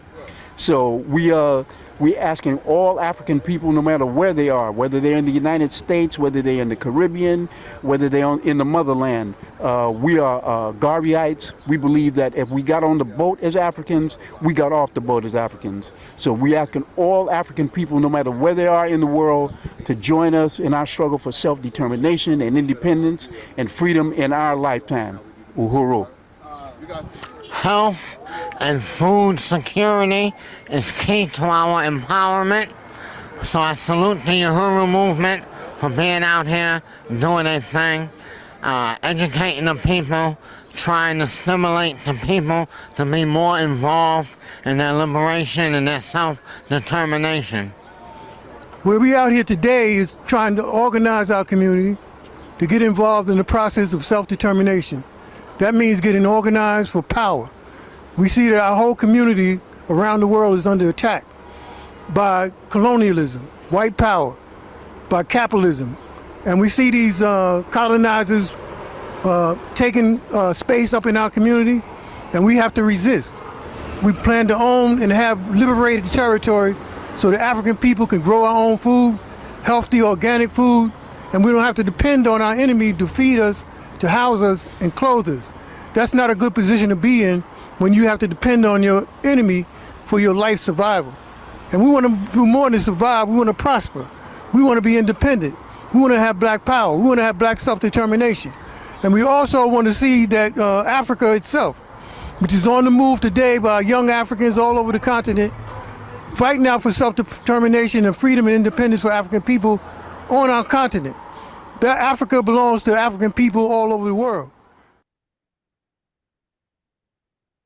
Told y'all. So let's pull up the InPDUM New York PDF. Want to salute the comrades for bringing that to me, and I'll move through the slides that they presented. And I just want to say, because I decided to put that image of Malik. You saw Malik right there. I saw a pull image from him at Golden Gate Park in 1981, 1982 into my presentation on California. Because Malik, Rafiq, the comrade who was just speaking, Arande Shakur, and those are stalwart members. You're talking about over 40 years. Well, Rafiq's a little bit more earlier, probably within the last 20 years, but with Arande, you're talking over 40 years in the Uhuru Movement, and even the lesser organizations that we pulled them from before they were in the Uhuru Movement. But nevertheless, salute to them comrades. And then you see the way through which it is being the fruits of the labor. And that's all African International. That's all the work of the party. That's all the leadership of Chairman Omali Yeshitela. So this is a salute to their year in review. And like I said, it really just want to say even 2 years in review of the Uhuru Movement in New York, because we didn't have a convention last year. I want to say that 2023 InPDUM New York was the branch of the year. It's the largest city in the U.S., most Africans, but they have the ability to really grow. And even in that ability, they are underscoring the importance of even moving towards having not just a New York City base, but borough-based InPDUM branches. And because that's the work that they really do. They got members in Brooklyn, Queens, Harlem, and New York. I mean, Harlem and the Bronx at the very least. I don't know if they have anybody in Staten Island, but Staten Island used to be part of New Jersey anyway, so I don't know. But serious work. So let's move. Let's move to the next slide. So this is September 24 members of InPDUM New York participating in a press conference and an event with the December 12th movement to drop the charges on the Uhuru 3. That's right at the same time coming up to the trial. Page after that, you see, so on that first, you see the image. If you go back to that, that's Charles Barron. To the right, you see Lisa Davis and Arande. In the middle there, you see that is Kimba and other comrades. So you switch slides, then you see InPDUM promoted all out for the trial for the Uhuru 3 at Curb Fest 2024. You see in Kulileko, you saw him and the magnificent leadership he's bringing to the work. You see him on the left with Pan Africa. You see Malik on the right with Comrade Betty Davis, like I said, who has joined InPDUM. We see the next slide, October 2024, InPDUM participated in the anti-war demonstrations. We promoted African-Palestinian solidarity. We did work around the murder of Jordan Neely, which is so important, but then they moved from the work of defending Jordan Neely to the work of defending Darrell Mickles. So we'll see that, which is all important stuff. Move forward to November 2024.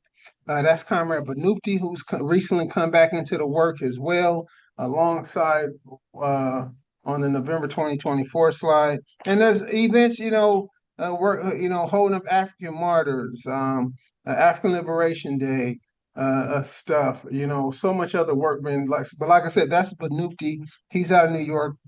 He's come back into the work of InPDUM for a long time, a member of InPDUM with President Nkululeko over there as well.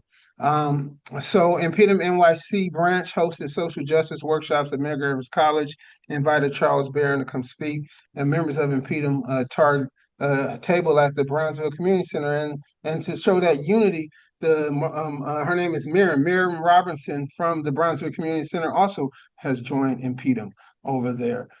So Miriam is a member of InPDUM as well. So we switch slides to December. In December, InPDUM members organized around the murder of Jordan Neely, organized with Revolutionary Haitian organization Como Coda. And then January 2025, InPDUM New York led a campaign against sellout elected officials and participated in food drives. That's a very, very important campaign that brought some real direction towards the struggle over there in Brooklyn. Salute to that work. In January 2025, they led an event, sort of like a prelude to African Martyrs Day. This was on the anniversary of the assassination of Patrice Lumumba, as well as Bunchy Carter and John Huggins. So it was called InPDUM NYC, hosting an event about African resistance from Congo to California. And then February 2025, like I said, this is kind of part of that same campaign with the city officials, continued sipping enemy with the coffee, calling out neo-colonial politicians. And InPDUM continues to lead the campaign against city officials who are in bed with real estate officials, contributing to the displacement of African people. So as a part of the membership drive, which was Will You Stand Up for Freedom membership drive, InPDUM New York also created handouts, flyers, which speak towards the different conditions, and the main one being housing. When they build low-income housing in New York, they argue that low-income housing is somewhere around $100,000, right? Because the average white person in New York makes over $100,000. Meanwhile, the average African in New York makes about $30,000. And that's just off of income. We're not talking about wealth. We're not talking about credit score. We're not talking about all the other stuff that it takes to find housing and things.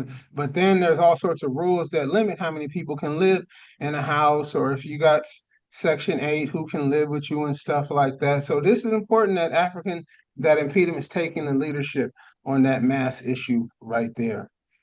So February 2025, InPDUM organizers in Queens.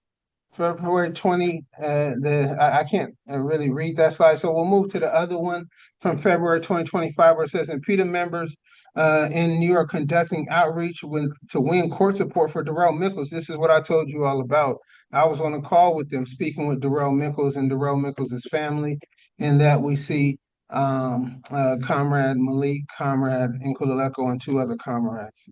Like I said, with court support for Darrell Mickles. See, the Darrell Mickles thing was absolutely important because, like I said, Jordan Neely was choked to death by the white nationalists on the train. And it's important. We defend Jordan Neely, but we also defend Darrell Mickles, who following continued harassment on the train, defended himself. The same liberals who can be there for Jordan Neely won't say a word of Darrell Mickles. So it's important that they took the leadership on that. This is an event in March that was hosted by InPDUM with ANWO, and I think they even brought President Yeshitela down to New York. Change to the next slide. InPDUM hosted an event honoring African women in revolutionary life. That's another event that was held. And then you see this stuff around the garden as well, which is still growing. That's March 2025, the garden work. April 2025, InPDUM shuts down city planning workshop designed to displace African people and destroy historically Black communities. April 2025, InPDUM mobilized Manhattan in support of the unification of the Sahel Confederate. And that was the same time, there was a call put out by the party for us to do these, and we got some images from that in San Diego as well. You see here, InPDUM hosted in May 2025 a packed community forum with Movement to Protect the People regarding our ability to access decent and affordable housing with the understanding of self-determination is the highest expression of democracy. June 2025, InPDUM joins the D-Theft Coalition and participated in the rally. And July 2025, outreach at the International African Arts Festival, always a major event. They sell hundreds of spears at that event. InPDUM, July 2025, had its first Sunday Mass rally at the Tahuti Mott Garden, which is the garden you all learned about. And this is the community rallies. And we'll be talking about the importance of opening up offices and things of that sort. So and how it can be done. InPDUM, August 2025, InPDUM at Black Veg Fest, and I know that they even wanted Chairman to come to this event, the organizers. So hopefully, next year, working with InPDUM New York, we can make that happen. But the organizers, another place where we were knocking against open door, looking towards the leadership of Chairman. And this is on the next one, a Black Veg Fest. Okay, I don't know if I mentioned that slide that y'all just showed with August 2025 in Kulileko speaking at a Marcus Garvey event. And then September 2025, this is the activity that they were all doing actually yesterday. So salute to the comrades for actually putting this together and showing us why they would have loved to be here, but they were in action over in Philadelphia at the book fair. And that's so many comrades, not just from New York in that photo. You got Comrade Shabaka in the front, you got Comrade Kota, that's Comrade Soliana, and so many other comrades from the region, Comrade Bakra. And like I said, so many other important comrades from the region that the older I get, my eyes aren't as good. But yeah. So salute to all the work of InPDUM New York.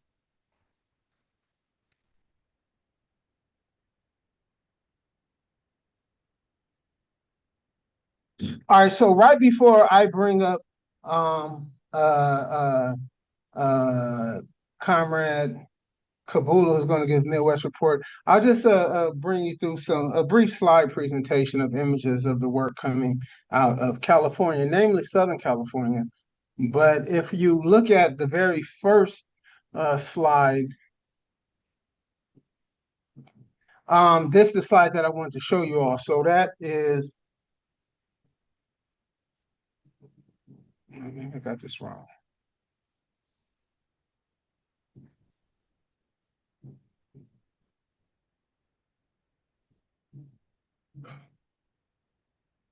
That might be the last slide. Okay. All right. So if you look at the very first image, the very first image is going to be the image I was telling you all about with Comrade Malik. I'm pretty sure it's at Golden Gate Park. This would place it more likely late 81, early 1982 with this image.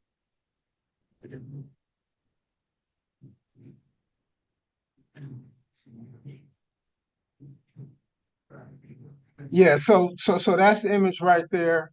And that's Malik on the right. So you heard Malik, and that's Malik on the right. Originally met the party as an organizer in San Francisco. So there's all sorts of amazing stories that y'all can hear about Malik during that moment of struggle. I don't know the comrade to the left, but I know the comrade to the right is in fact Malik. So I just want to lift that up because first interactions that many people heard me tell the story I had was coming past the Uhuru House, passing the Uhuru House in Oakland on a trip to Northern California with some other Africans that I came up with. And this one brother, he points to the left and he says, that's the Black Panther Party headquarters or something like that. And I remember being this yellow building and it had these images on the front of it and stuff. And we were from Southern California, so we're like, man, wow, I'm always thinking, oh man, I saw the Black Panther headquarters. And then I'll get into college and I'm reading about the Black Panthers, and they're like, oh, the Black Panthers was in East Oakland, and they showed this sort of Victorian looking building. I was like, nah, that's not the building that I saw, and then I remember later on meeting Uhuru Movement organizers and learn about the Uhuru Movement. But then this must have been 2012. Some comrades that eventually recruited me into the movement were trying to get me to come up to the Freedom Summer. And then they showed me the building. And I'm like, that's the building that I saw as a kid, And like I said, I'd already been known to comrades in Los Angeles. I had just gotten back in San Diego. I had just gotten back, but I just remember that. And to me, it's both right and wrong. Right is wrong in the sense that, no, that's the African People's Socialist Party. But it's right in the sense that the way in which everyone wants to talk about the revolutionary legacy in California and Oakland and other places, that possibility, that has come into fruition because of the work of the African People's Socialist Party. Even when you got all these nonprofits that put on red, black, and green through nonprofit dollars and all the stuff happening out west and the legacy of Oakland, they'll say, because, we're from Oakland, so we like this, like that. You like this, like that because of the legacy of the party and the Uhuru Movement. Let's just be absolutely clear about that. So just moving forward to the next slide. On that next slide, that's Chairman and the rest in peace, Comrade Ernesto Bustillos. So it's by the work of the Uhuru Movement. It's by the work of Unión del Barrio, as well as the Burning Spear, because that's also another place through which, in many ways, the comrades tell us that they were already reading the Spear. I go into the archives, Chairman, and I go into the archives of some of the people, even the Chicanos in Los Angeles, because they got an archive at one of the universities I went to graduate school at, and a guy named Herman Baca. And you find in the archive references to the Spear, quotation from archives in the Spear in their local newspapers and the Chicano newspapers, even before we met them formally and stuff like that. So that's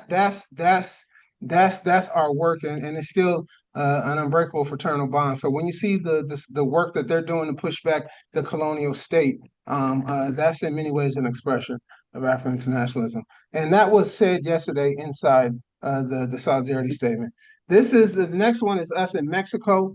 This was before the pandemic, but I felt it was important because I want to lift up Comrade Zaid.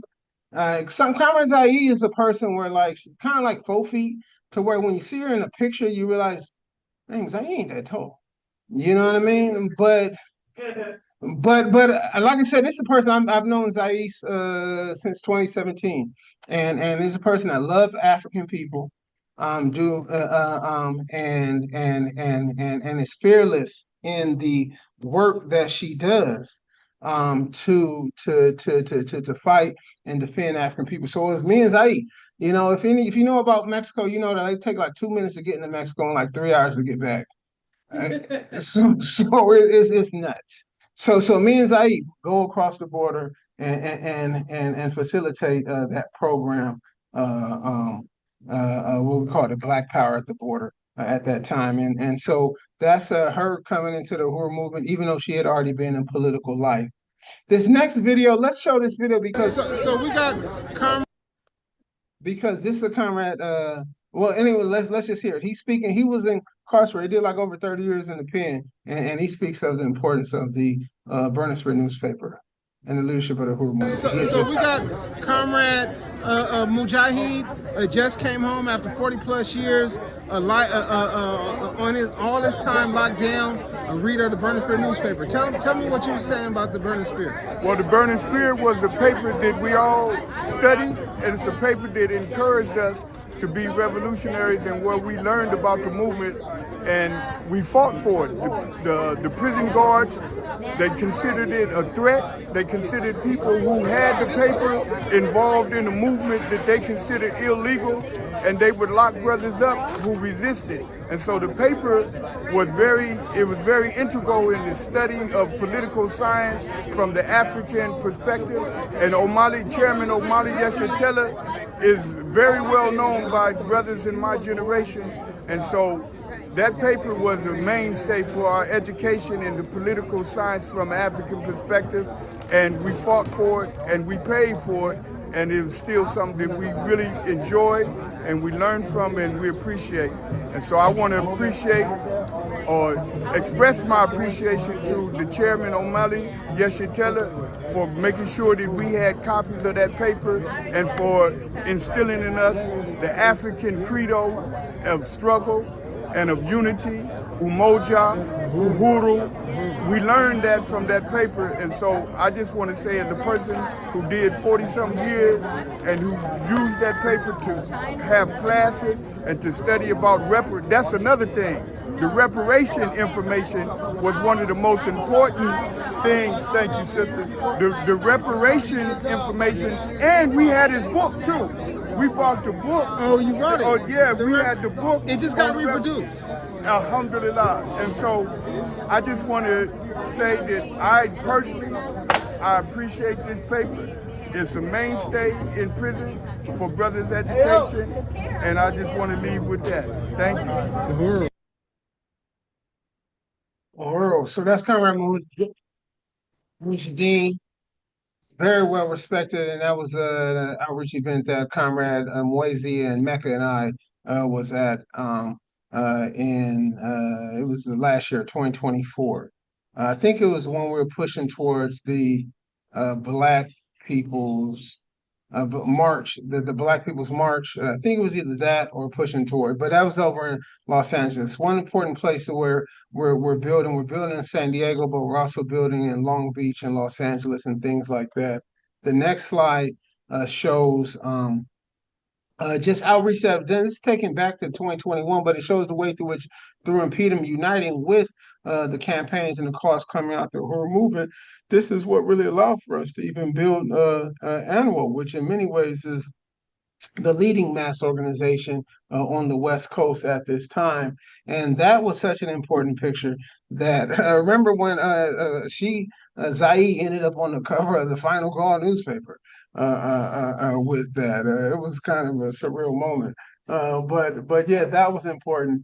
And you could see how long she been working with us, because her son is like almost as tall as me with a deep voice now. But let's keep moving forward.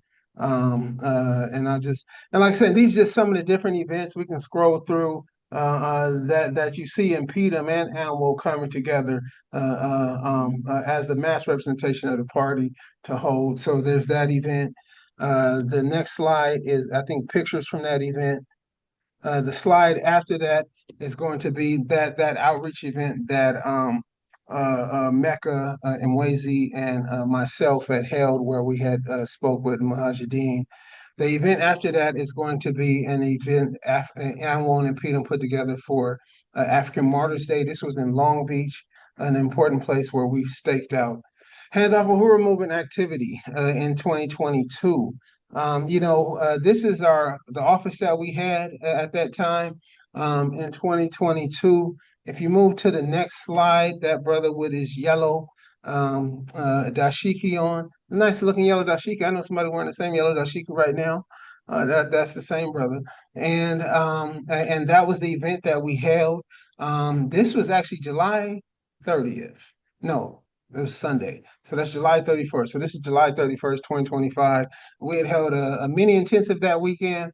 And we got the word of everything that happened, and the word was to move forward with the work.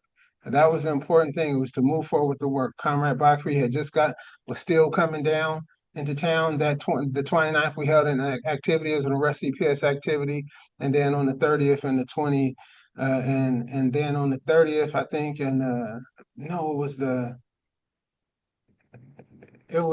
the 29th and the 30th we held the intensive studies, and then on the 31st, that Sunday, we held the mass rally, the mass event. This is where you see Bakri speaking to the crowd. So we move straight into action. The next slide is the outreach table that we have, and this must be like August. I've tallied it, and want to say, San Diego and Southern California, top vote getter going out there for the petition. for the other immediate action, immediate response petition and things that we had. Slide after that, like I said, you all saw her yesterday. So this is Mayasa and Makeda, who is the leader of the World Beat Center. And then to the right, who knows who that is? That's Dr. Julius Garvey, Marcus Garvey's son. And he saw the pamphlet and he wanted to take a picture with the pamphlet and in support of the movement. So that's our oldest child, Maya. So now she's almost as tall as me, but that was her 2022. So just moving forward, like I said, this is the day of action that we had in 2023, if I'm correct. And then this is after that outreach that we had last year as a part of the All Out for the Trial outreach, and another mass event that we held as a part of the All Out for the Trial. And then there's African Liberation Day work. We can even just scroll through all these images so you all can see that, but just the different African Liberation Day work that we've held in April from 2023 to 2025, an absolute hit of bringing a movement and building our capacity to continue to grow. And then same with the Black People's March work that we've held consecutively 2023, 2024, and more than likely we'll be holding activities not in Los Angeles, but in San Diego this year. So this is, like I said, just so much important work that you see us taking place here in Southern California, and it's not going to stop. The one good thing about when you join this movement is whether you've been in the political life one day or not, you come into 60 years worth of organizational history, but you're talking about 600 years of African anti-colonial activity. So that's the work that we all have taking place. So, all right, everybody, Uhuru. So, Cameron.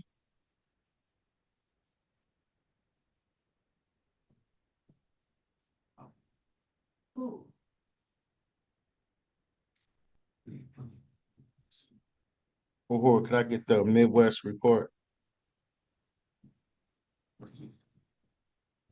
How we doing, everybody?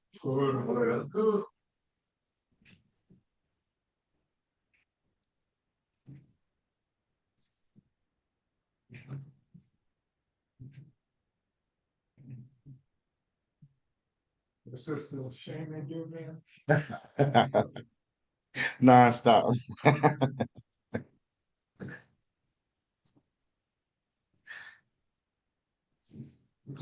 So.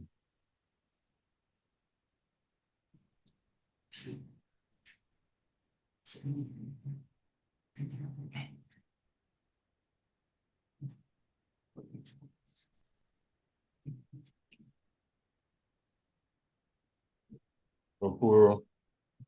All right, as we okay, it's not going through yet. Let's see. Okay.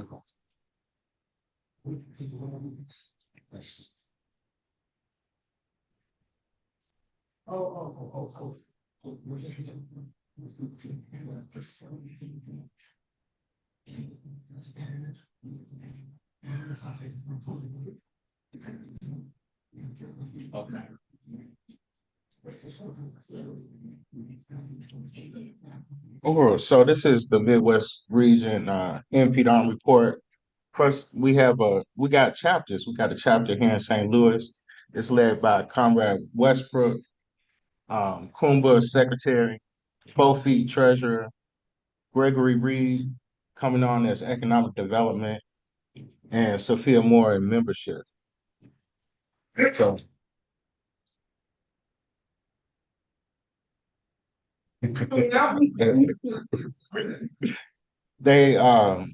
they're very active, putting in hard work every single day, coming to the Uhuru House, going to events around the city, Sunday rallies every Sunday. It's a lot of work every day, and we meet and we plan and push the work forward. Next slide. We also have a chapter in Chicago. I'm president. We have Tasha K as secretary, and Zenobia Spencer as economic development, and Jay Nason coming on as for membership. The whole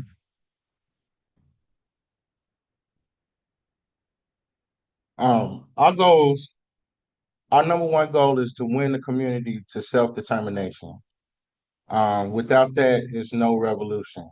And with that, we go hard. We go with the spear. Uh, we see Jerome here. He orders his own bundle and sells it with his family. Uh, also, Stephen, he's still doing his spear sales. So, our vision is to increase membership and recruitment. And we organize this. The InPDUM has the Revolutionary National Democratic Program, and we try and implement that on the ground. As you see, it materializes here in St. Louis in our efforts in Chicago and elsewhere. I think, did we skip a slide? Oh no, next slide. Yeah, also we're building in Springfield, Wichita, and beyond. Um, we want people to sell the spirit. We want a member anywhere. They're doing a lot of work just by selling the spirit. They reaching out to the community. They bringing African internationalism. They bringing on self-determination, something that they may not see anywhere else. And so, um, we do outreach at parades. It's very popular cities at festivals, Bantu Fest. Uh, from the south side to the north side, wherever we are, and right there on the city, right there on our block, we could do tabling. Like Conrad Safari say, table every week. So you out there talking to people, and you could go over the spear, go over our 14-point platform, talk about the upcoming community rally, and so forth. Next slide. Some of the campaigns, hands off Uhuru. Right here, we had two comrades who went all the way to Florida for both the sentencing and the trial. Comrade Jay and Jerome, who's sitting back here.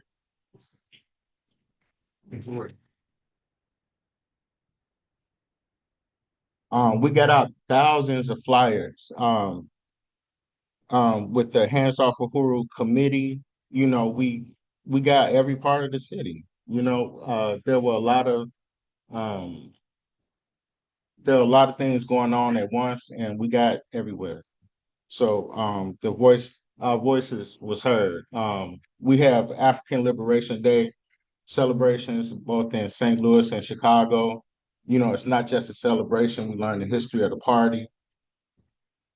And Sunday rallies. Sunday rallies is consistent here in Sunday rally. It take a lot of work, but we could do it. We becoming more consistent in Chicago. And with that you can push the campaigns, you can push the RNDP with the community and make these campaigns come to life. We heard about the St. Louis tornado fight back. In Chicago, we also did a hands-off Traore rally downtown with the help of Cam. Comrades came out downtown. And there are other organizations who held small rallies throughout the city that we were able to participate in. Of course, reparations now. And we also have we had the Chicago Summer Takeover. You could have that in your city. You want to take over. You want to politically take over. You want self-determination to be the thing that happens. And you can do it just, you're going to grow. If you determine you can win it. The African community is unstoppable once it's organized and fighting for the right thing, fighting for self-determination. I don't know.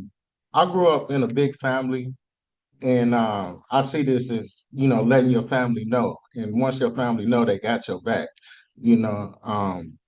I had relatives that used to come and beat up the football team. So I was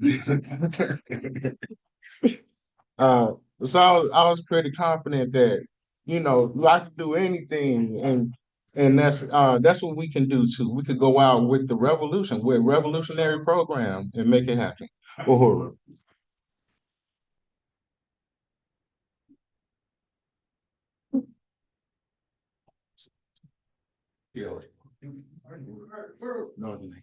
So,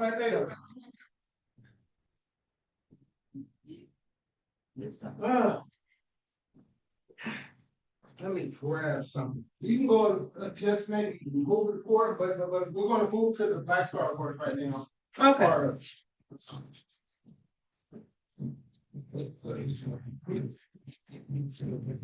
Okay, so we're going to be moving forward, and with the Black Star Awards, in the Uhuru Movement, we believe in the 3 R's: recruitment, recognition, and retention. We recognize our members as a way to hold up qualities worth emulating and inspire our members to be their best. President Mansamela will lead us through the Black Star Awards. Ooh.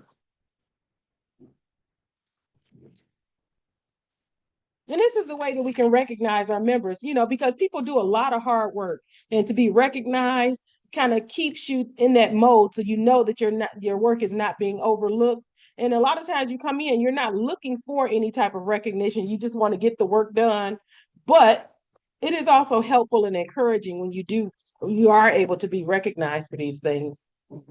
And so he's going to come up and present the awards for the Black Stars, those who've made a difference within InPDUM. So yeah, I felt it was important right now. Of course, we are waiting for food, but I felt it was important for us to, because we were talking about doing the Black Star Awards maybe during the lunch hour, but I knew that wouldn't be televised. I felt it was important for us to hold the Black Star Awards. So what we'll do right now, and even for the people who are operating it, is we will give out. We're going to look at the Black Star Awards. We won't announce Comrade of the Year, or we won't announce a branch of the year. Those are the last two. We'll announce those after um, after lunch. So just so we don't give it up. They are in order. The order that we'll go through, the last two for the person sharing is actually the Comrade of the Year, Branch of the Year. So we'll do that after lunch when we all come back. But I did want to move through these awards. So there's a lot of deliberation around this. Like I said, the point of the awards in African internationalist sense is to hold up the work of hold up the work, hold up and the work of people, and so that it can be emulated, right? It's not just this bourgeois sort of, patting people on the back type thing. But the first award, so some of these we have multiple awards. We kind of thought about this in leadership and the awards committee, and so we came up with multiple awards. So we'll pull it up. The first award that we have is a Bold Initiative Award.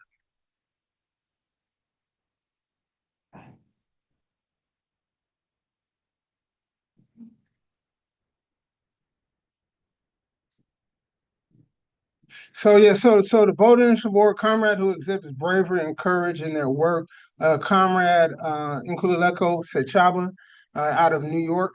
So I really want to salute the comrade. Like I said, you talk about boldness, you talk about a willingness to go and do the work and even learn as he does the work. Comrade really is the heart of his branch. So just really want to hold the comrade up. So that's Comrade Nkululeko Sechaba.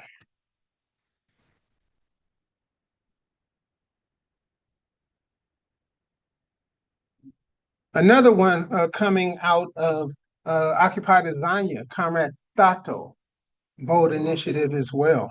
Okay. And the work of Comrade Tato, we saw that delivered yesterday when the comrade came on. So just want to salute that comrade.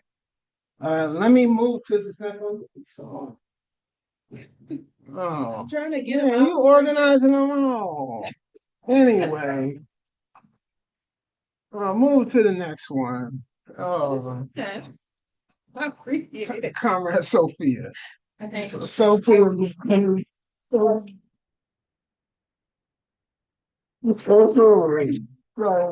So, you want to say something, Comrade Sophia?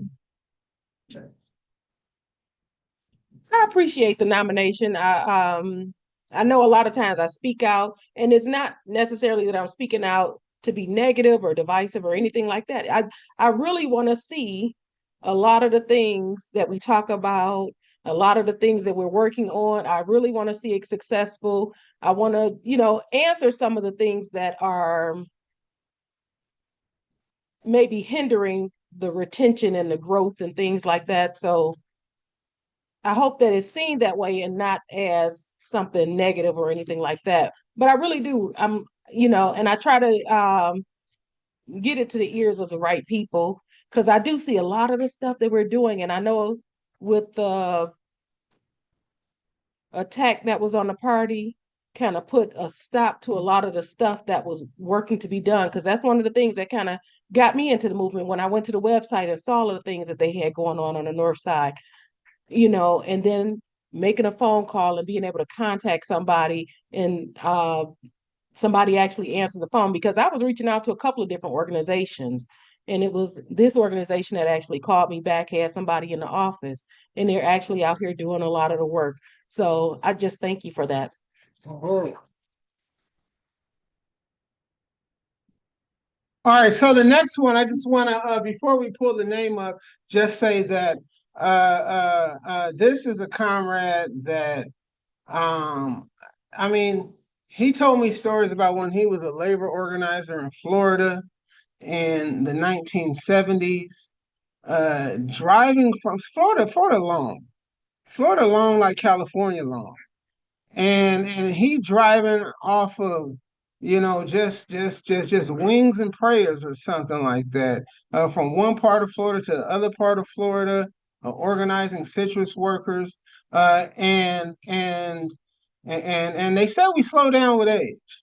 But if this is sort of the comrade slowing down, you would have had to be on Fin or something like that to keep with him up with him in the 1970s. Comrade Paul Pumphrey for Community Award.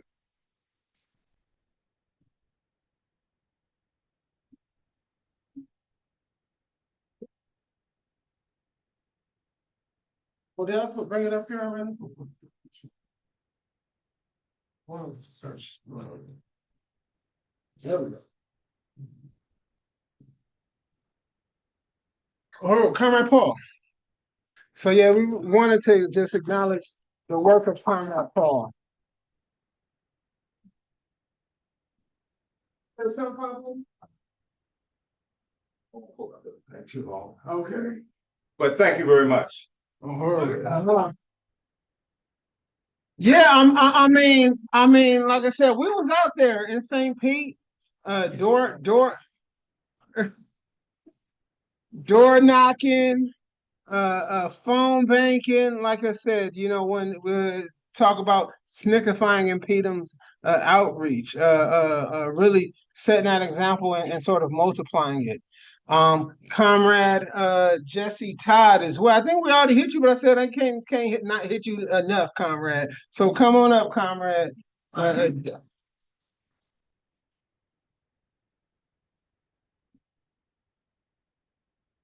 This the honorary InPDUM president right here. Exactly.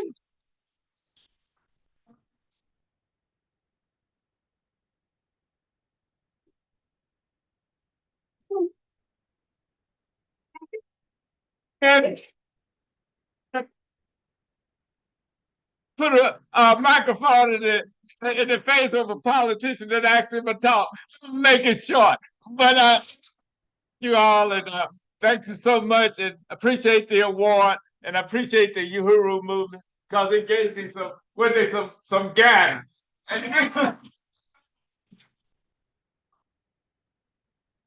Oh, so next up we got Union del Barrio. We'll hear from comrades from Union del Barrio in the afternoon forum. So I'll be taking this award back to the comrades from Union del Barrio. We'll be hearing them in the afternoon forum. We'll also be hearing from the next award to Comrade Charles Barron and Comrade Inez Barron.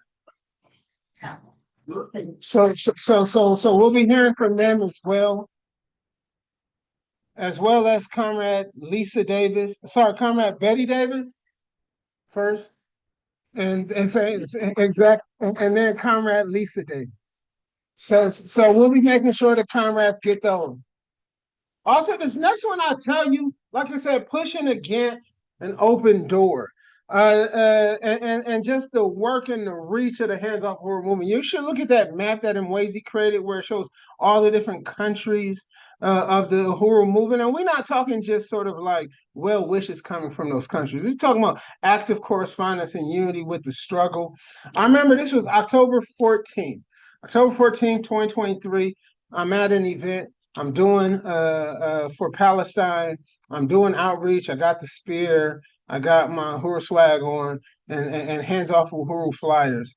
And this young indigenous brother comes up to me and he's speaking the whole line to me. Yeah, hands off Uhuru, blah, blah, this and this. I've been waiting to get in contact with you all and things like that.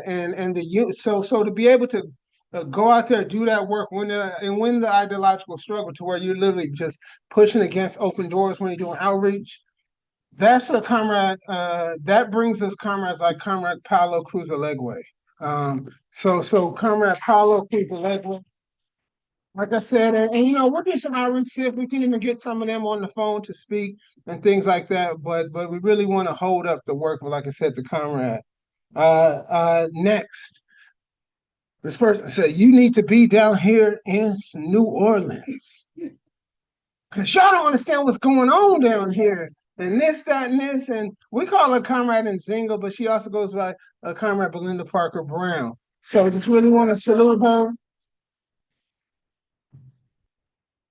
Next, like I said, this comrade, I told yesterday that the comrade does outreach every week at his farmer's market. It seems like it's every week, but they said it's only once a month or whatever. But whether they sell 1 spear, 5 spears, 10 spears, whether they can get off 2 flyers or 1 flyer, all of the studies, just really now working as a volunteer for the Burn and Spear and Department of Agitprop. That's Comrade MQ. Just really want to salute Comrade MQ. And I spelled your name incorrectly, but here's a brother, like I said, who, when it comes to just a certain level of political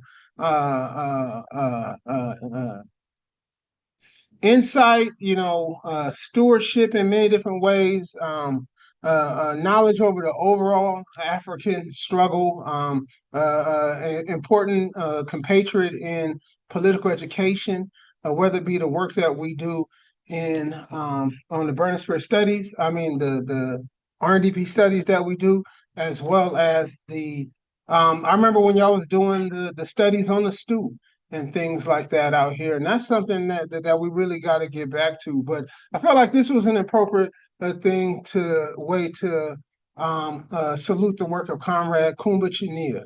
So Comrade Kumba, who had famously said, without struggle, there's no progress. That was you. You said, without struggle, there's no progress. That was you, right? And you Comrade. No, yeah. So I'm serious. Like, and I spelled your name wrong there. So we'll get you a name.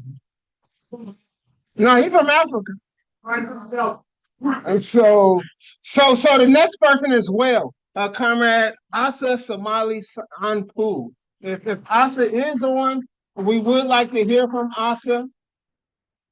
But I really wanted to Asa Somali Ampu. I mean, you talking brilliance. I mean, a next level brilliance. I could put all these facts in my head, but I took math once. I took math once, and I knew like something in my head said take it once you get to college as soon as you get out of high school, so you don't have to take it no more. You just get past the class off of what you learned in high school. But the reason why I say that is because like this thing that Asa has done, where he transformed African internationalism into like a mathematical theory to explain it to kids. I mean, that was some next level stuff, Chairman. That's some next level stuff. But that's African internationalism at work.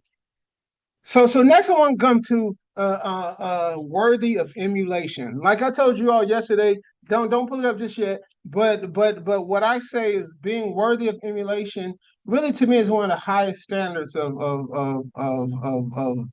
party life. And this comrade once again came straight into the work, straight into impede them as much as possible. Like I said, it's kind of like with Paulo. When you meet a person in action, the easiest thing about putting a person to work is when you meet a person at work, like in action, right? The struggle is never about to get them to do the work, but it's just how we're going to make it happen. And I really want to lift up that person because we don't always look at him as an impedum person, but he immediately came into the work of impedum and became a Marcus Garvey member, has always understood the importance of furthering the work of impedum. So word of emulation, first and foremost, Comrade Emmanuel Maku.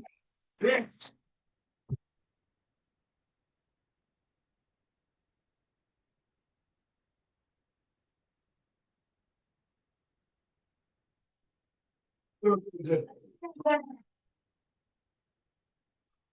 want to say something? You're a man of so many words. Come on, brother. Uhuru, I'll continue to do the best I can. And there's still a lot of work that needs to be done. So put your boots on. We're gonna get to work, Uhuru.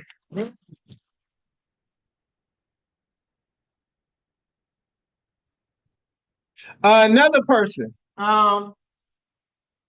2 feet on the ground, 2 feet in heaven. How's that work or something like that? Okay. Come at 4 feet. Because I'll tell you this, Comrade 4 feet had me write the introduction to her book. And here's what I said. I said St. Louis is a very historic place. It's a place where, the only place outside of maybe parts of the Deep South, and not even the Deep South, because Africans is like, I'm getting up off this damn plantation city. My family used to live in some places. They had places, Africans live in places that wasn't even cities, just precinct numbers, which lets you know how they had us in prison. But St. Louis is an interesting place where you can meet people families been here for over 100+ years. I mean, this parade that they do, but I said 4 feet is a landmark. 4 feet is a city treasure, but not like the museum, and sure as heck not like that darn arch, right? But even not like the people whom we love, Chuck Berry and Tina Turner and all those other people. Just all those people, because St. Louis people let you know who all from St. Louis. Because I go on this thing and say who's from St. Louis. And it's like, well, this person lived in St. Louis for 2 weeks before they passed away. Dennis Eyre was from St. Louis. So Dennis Eyre ain't from no St. Louis, but Dennis Eyre was a famous person from St. Louis. So what I say about that is, but they all left. 4 feet ain't left, y'all. 4 feet ain't left. And 4 feet from her moment of coming into, she didn't just come into political life now. She came into political life in the 1970s and has always continuously moved forward in that work. So I felt it was just really important to really show you person that's worthy of emulation. Did you want to say anything? Yeah. Oh, wait, where we going? Gotta bust out the stool.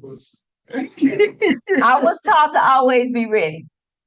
And Dennis Edwards married one of the nurses from the married one of the nurses the VA, from the VA. And that's a whole nother world, y'all. Okay, but thank you. Thank you. Thank you. Thank you. No, so like I said, just the wherewithal and the leadership. You know how Fofi had Chairman speak at her mother's funeral, and that was an important thing. And even the fact that we ate first. Let's be clear, we ate first. And I know St. Louis people ain't nobody saying nothing. So that showed the leadership of Chairman and the leadership of Fofi. I told them that they had to leave to get back to the meeting and hear Oh. go first. Being Uhuru, people know who I am. Yeah. I mean, they know who I am. Right. So when you say Uhuru, they're gonna say Fofi. Yeah. So that was okay. It was okay. All right, so there's a couple I want to pull through.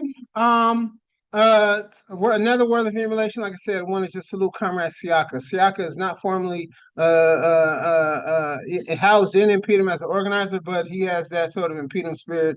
And like I said, being a part of organizer with that Freedom Summer campaign and just all the work that Siaka has brought in. There's so many people who just really felt like everybody say something else like, well, they got something already before, so I don't feel too. But Siaka is so important. But this next person is a person whose work was another person whose work brought me into this work, and they probably don't even know it, and stuff like that. They really struggle continuously. You know, dare to struggle, dare to win. Speak African Internationalism. And this was many years ago. We were at a political forum, and I'm pretty sure, I don't think she remembers it, but I remember saying something at this political forum, and I remember it because of the voice and the reaction. What I said got from the comrade. It's many years ago, so I don't know if she remembers it. But at that time in San Diego, her name was Tammy, and now her name is Akenge Mayele. And to me, Akenge really does embody the spirit and a comrade that's worthy of emulation in so many different ways. So just wanted to really salute the work of the King because the work that we see taking place here in St. Louis, you know, King is the driving force behind that work, and I really do respect. And I'm grateful of you and the work we do in San Diego. So many people. She knows so many people, including her own relatives, that was Uhuru Movement organizers, and it's a Kinge who's still in this work. But then, you know, through the work that you do in InPDUM on the West Coast, we're still able to do the work that we do. So. Yeah. And she's the Garvey mom, I guess we can call it, the god mom of our young child, Mayele.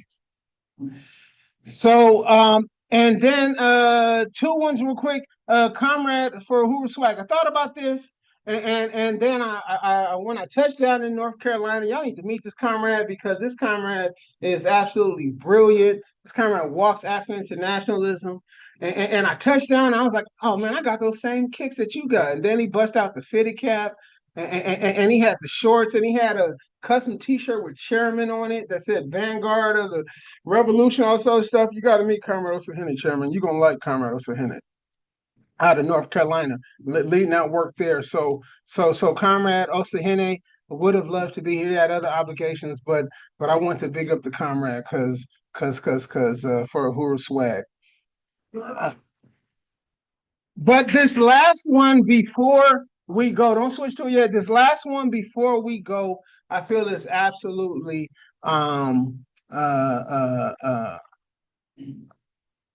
important. First off, you know, well, I'll leave that for later because of the tip hat. But this comrade was just you know, this is the most growth award. It says comrade that exhibited the most development.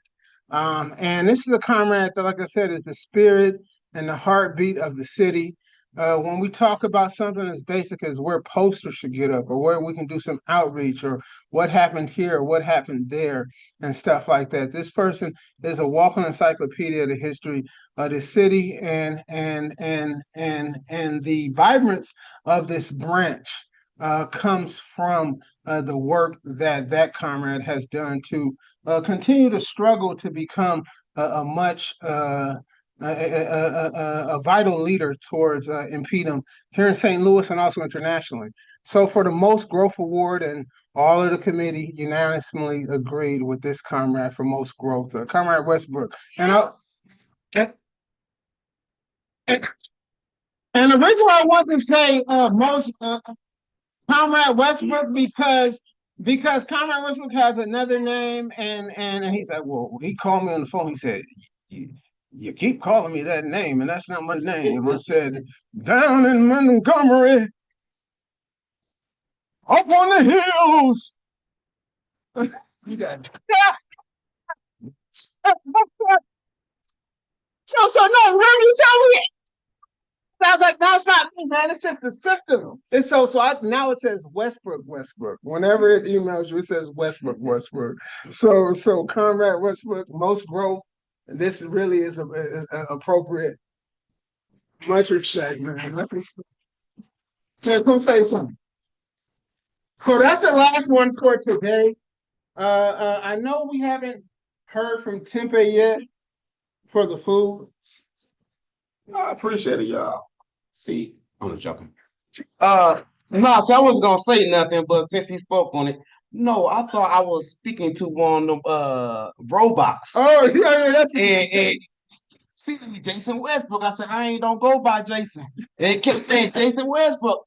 I said, look, classes, you remember Classic Clay gave me a beating down because he didn't refuse to go by classes. Stop calling me classes.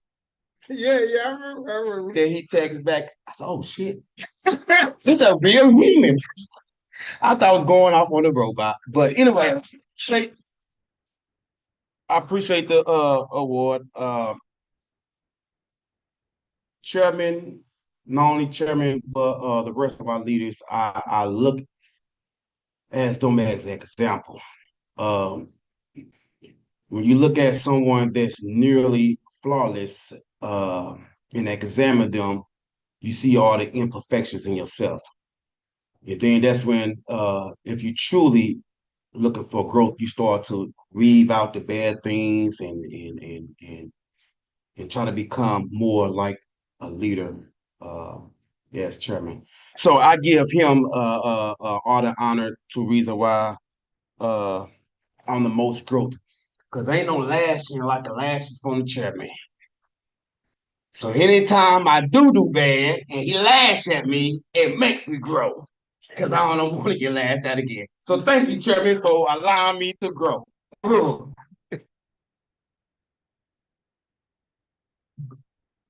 right. So Tempe, how long you think? She didn't say how long. Okay, so we do have food on the way. We had another panel planned. For the second time, it's going to have to be abbreviated, but I will make it available to everybody. But this is an important panel, so I think for the sake of time, what do we all suggest we can take a break until the food comes? So the panel is for our branch building outreach. In the gap of the comments about the tornado relief. Oh, we already did that. You didn't have the comments, I don't think. Well, we don't have to. Can we get ETA? Because I think it's probably appropriate because this question, we've been at this for over 4 hours to push towards a break and come back in an hour.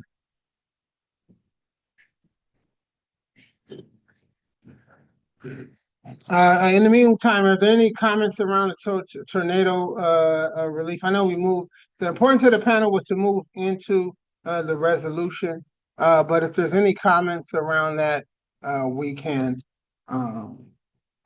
take them in the meantime.